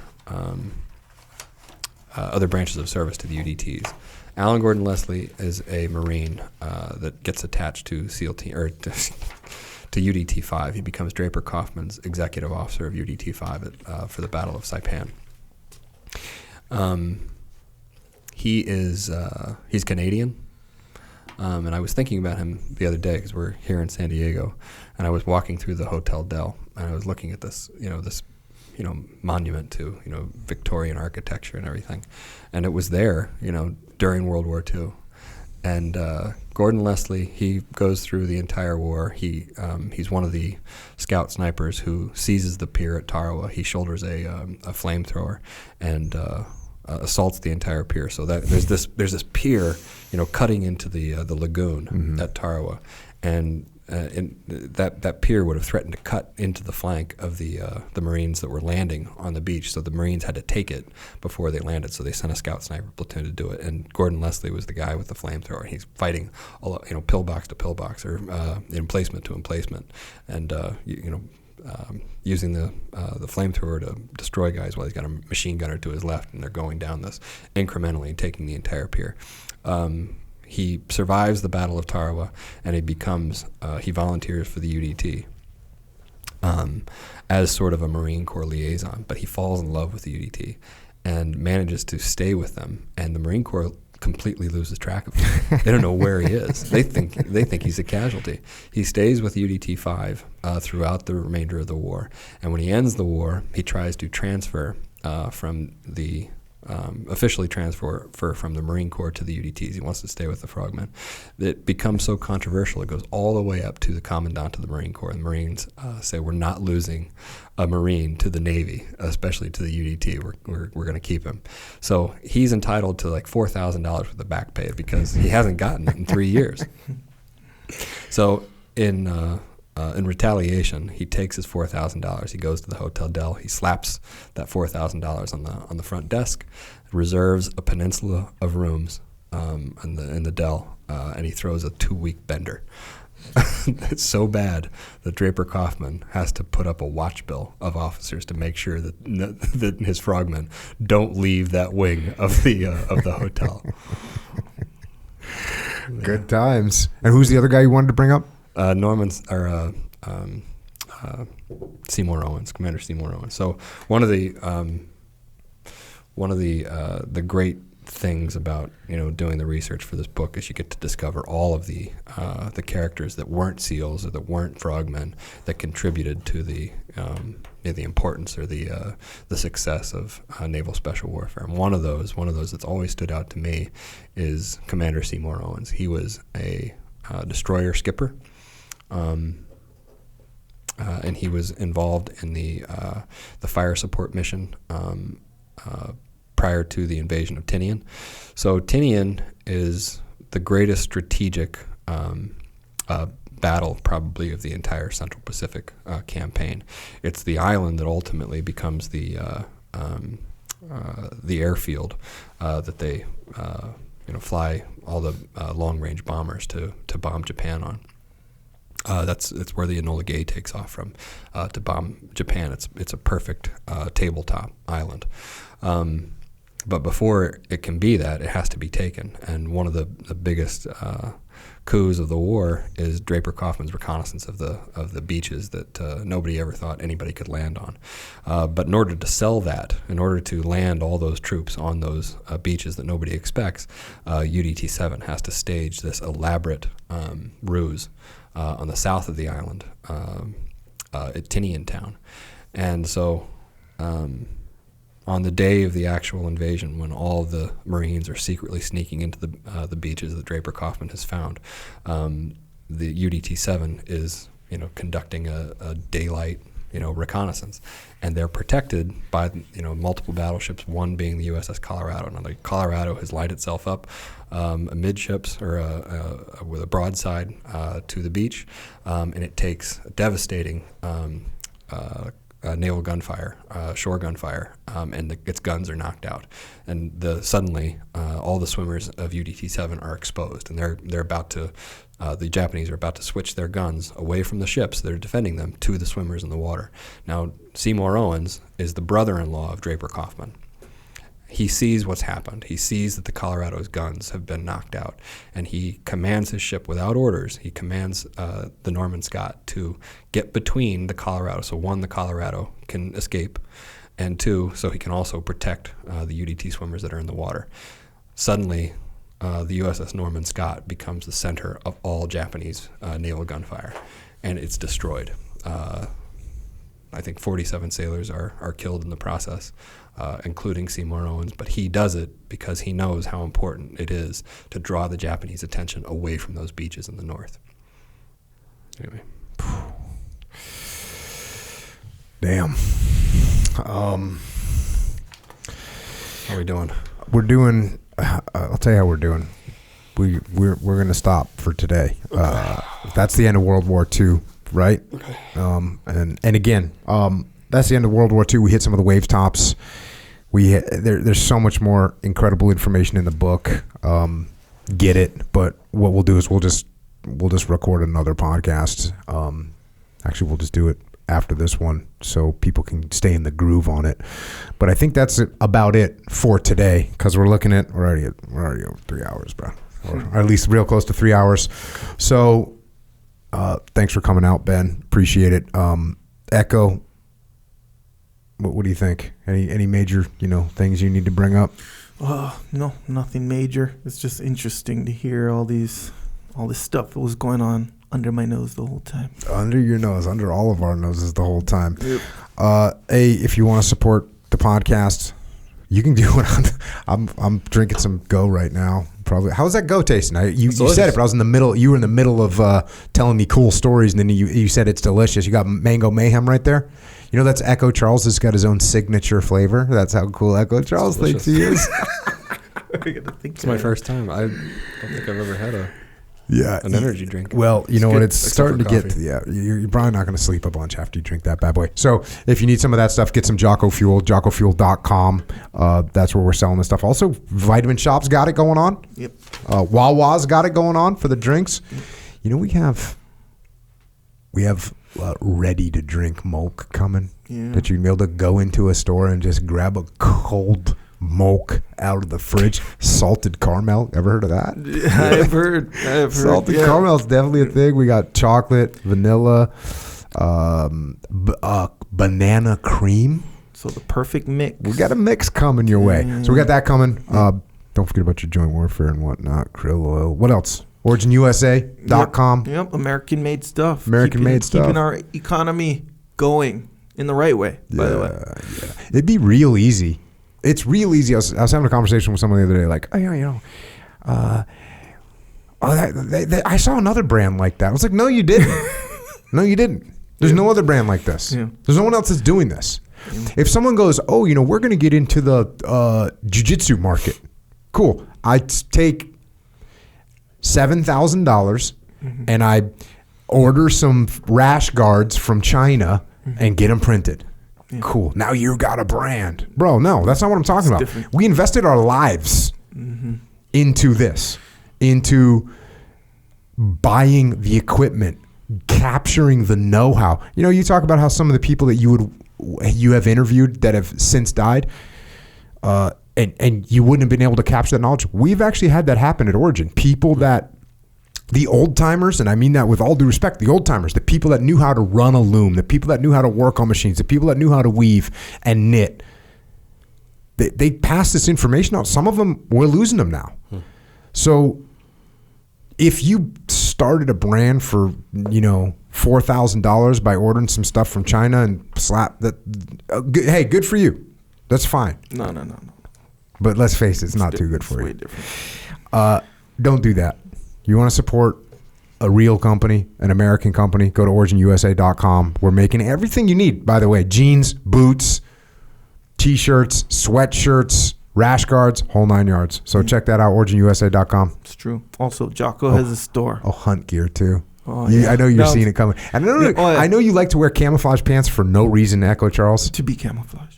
Well, I mean, just saying. You're that dual-use kind of survivalist prepper. Sure. You're like, just in case I got to go into the jungle, I'm going to be ready to rock and roll. We got this pattern. There's a little bit of a tribute to our forefathers. The pattern that we've made for camouflage is, obviously the primary goal is to make sure it's effective, but we were able to make it effective, Ben, while still giving a little bit of a shout out to the tiger stripes. So, we got one for the Highlands, sort of the western colors, and another one for the more like the eastern colors. So we got like a woodland versus a more of a highland camis. But yeah, a little bit of tiger stripe activity. It's coming. Both viable for me. Both viable, yeah, because you never know what you're going to get into after Charles. Whatever I wore the heavy, the hoodie, snowboarding. Yeah, viable, completely viable. Yeah, oh yeah, right on. There you go. Yep. Also, Jocko has a store called Jocko Store, so where you can represent, where you get your shirts to represent. Discipline equals freedom. Good. Other stuff. Just a good way to represent on the path. When you see somebody else wearing this kind of stuff, you know. You know. You know what's up. Subscribe to the podcast. Don't forget about Jocko Underground. We appreciate your support. We just got done recording one this morning. It's going to be a long day in the office today, bro. Yes, sir. Yes, sir. If you want to support Jocko Underground, JockoUnderground.com. Check that out. We got a YouTube channel. We got some books. Primary book I want to talk about, By Water Beneath the Walls. Look, Ben, straight up. I was being straight up with you before. Probably not the title we would have gone with, you know. It's hard to say. It's a mouthful. We have no idea what it means. Did you read the... Of course I read it. I get it. There's a tie back to whatever battle took place 9,000 years ago, and you want to make that the big... Yeah, plus he likes the wordy, I know. scenario. We're actually surprised. We're actually lucky. Maybe that was the short version of the title. Oh, you should have seen the other. You should have seen the options I had for subtitle. Oh, man, scary. Hey, let me tell you. All kidding aside, this is an incredible book. It's an incredible book. The knowledge that it will give you is phenomenal. It's also really funny. You sit over there with your little dry sense of humor. And that dry sense of humor just shines throughout the book, and it's dramatic, it's funny, dude. It's like I feel like a commercial for some weird summer movie, you know, dark like comedy. Yeah, it's like funny, sad. You'll laugh and you'll cry, and that's the truth. Yeah. Honestly, in this book, you'll laugh, you'll cry, you'll learn. Phenomenal book. Don't sleep on this book, and there's an audio book too. Who reads the audio book? Do you know some random actor, dude? No, I can't believe I can't remember his name. It's not Keikoa. It's Kaleo Griffiths. He's a Hawaiian name. I listened to the sample just to kind of see what we were dealing with. Yeah. Freaking good to go. So you can get the audiobook as well, and it's sort of like you'll feel like you're listening to a podcast, or you'll feel like it's very engaging.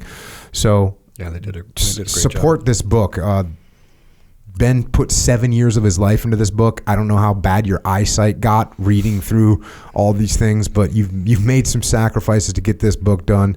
And as I said the first time you were on, there's no one, in my opinion, a non-SEAL couldn't have written this book, in my opinion. And I think the fact that you served, the fact that you're a combat veteran, that you were in the SEAL teams is... You have a perspective that comes through, that an authenticity that comes through. It's just a phenomenal book. So, By Water Beneath the Walls by Ben Milligan. Get that book immediately. You already know all the books I've written, so get some of those too.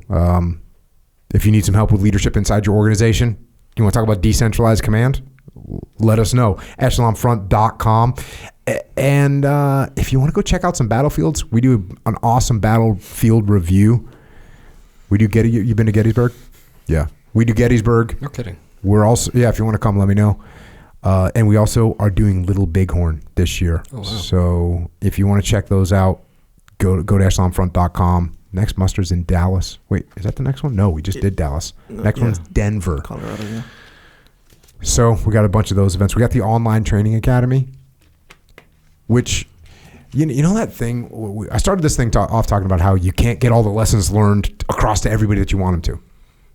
And that's one of the reasons we have the online academy, extremeownership.com. The goal, the mission of Echelon Front is to teach these lessons to as many people as we possibly can. That's the goal. Me, Leif, JP, Dave, Steve, we can't get around to everybody. But you know what? Everybody can get online, extremeownership.com. Come and learn these lessons of leadership so that you can use them in every aspect of your life. Every aspect of your life. You can help you. You can help yourself. If you want to help service members, you want to help active duty service members, you want to help retired service members, you want to help their families, the Gold Star families, any of those, if you want to participate in an awesome charity. Mark Lee's mom, she's got an unbelievable charity organization, americasmightywarriors.org, if you want to volunteer or if you want to help out. And don't forget about heroesandhorses.com. Micah Fink, keeping people out of the algorithm, getting them back on track. As far as Echo and I go, we're both on Twitter. We're on the gram. Echo's at Echo Charles. I'm at Jocko Willink. Watch out for the algorithm. What's your Instagram handle? Call sign? B Milligan 3. B Milligan 3. I think you should have made one longer than that. I'm on the Twitters and the Wi-Fi's and the you're on 3Gs. Twitter too? Yeah. Okay. Is it the same thing? Ben Milligan 3? Ben H. Milligan on Twitter. Ben H. Milligan on Twitter. Yeah. Awesome. Hey, seriously, thanks for coming on again. Thank you. Appreciate it. This is fantastic. It's always great to be here. And thanks for writing that book. Thanks for reading it. Not only that, but thanks for, it took a lot to do this, and I'm being able to give this back to the teams was, this is why I'm here. So this is my contribution to, that institution that, defined us. So 100%, man. Awesome. And we'll pick this up where we left off on the next podcast. Thanks to all the military personnel, past and present, who laid the groundwork for progression, who laid the groundwork for what we were able to do via your lessons written in blood. So thank you. And thanks to all the police, law enforcement, firefighters, paramedics, EMTs, dispatchers, correctional officers, Border Patrol, Secret Service, and all first responders out there. Thank you for what you do on the home front so that we can be safe. And everyone else out there, man, this story right here that we're talking about is about opportunities, about looking for opportunities. It's about taking ownership of what's going on in your world. It's about seeing where you can help out. It's about seeing where you can fill a gap. That's what this is about. The SEAL teams just didn't sprout up from nowhere into this fully blossomed flower. Didn't happen at all. It happened one piece of dirt at a time to build up into something that's worthwhile. That's the way life is. And the only way that happens is if you go out there and get after it. And until next time, this is Ben Milligan and Echo and Jocko. Out.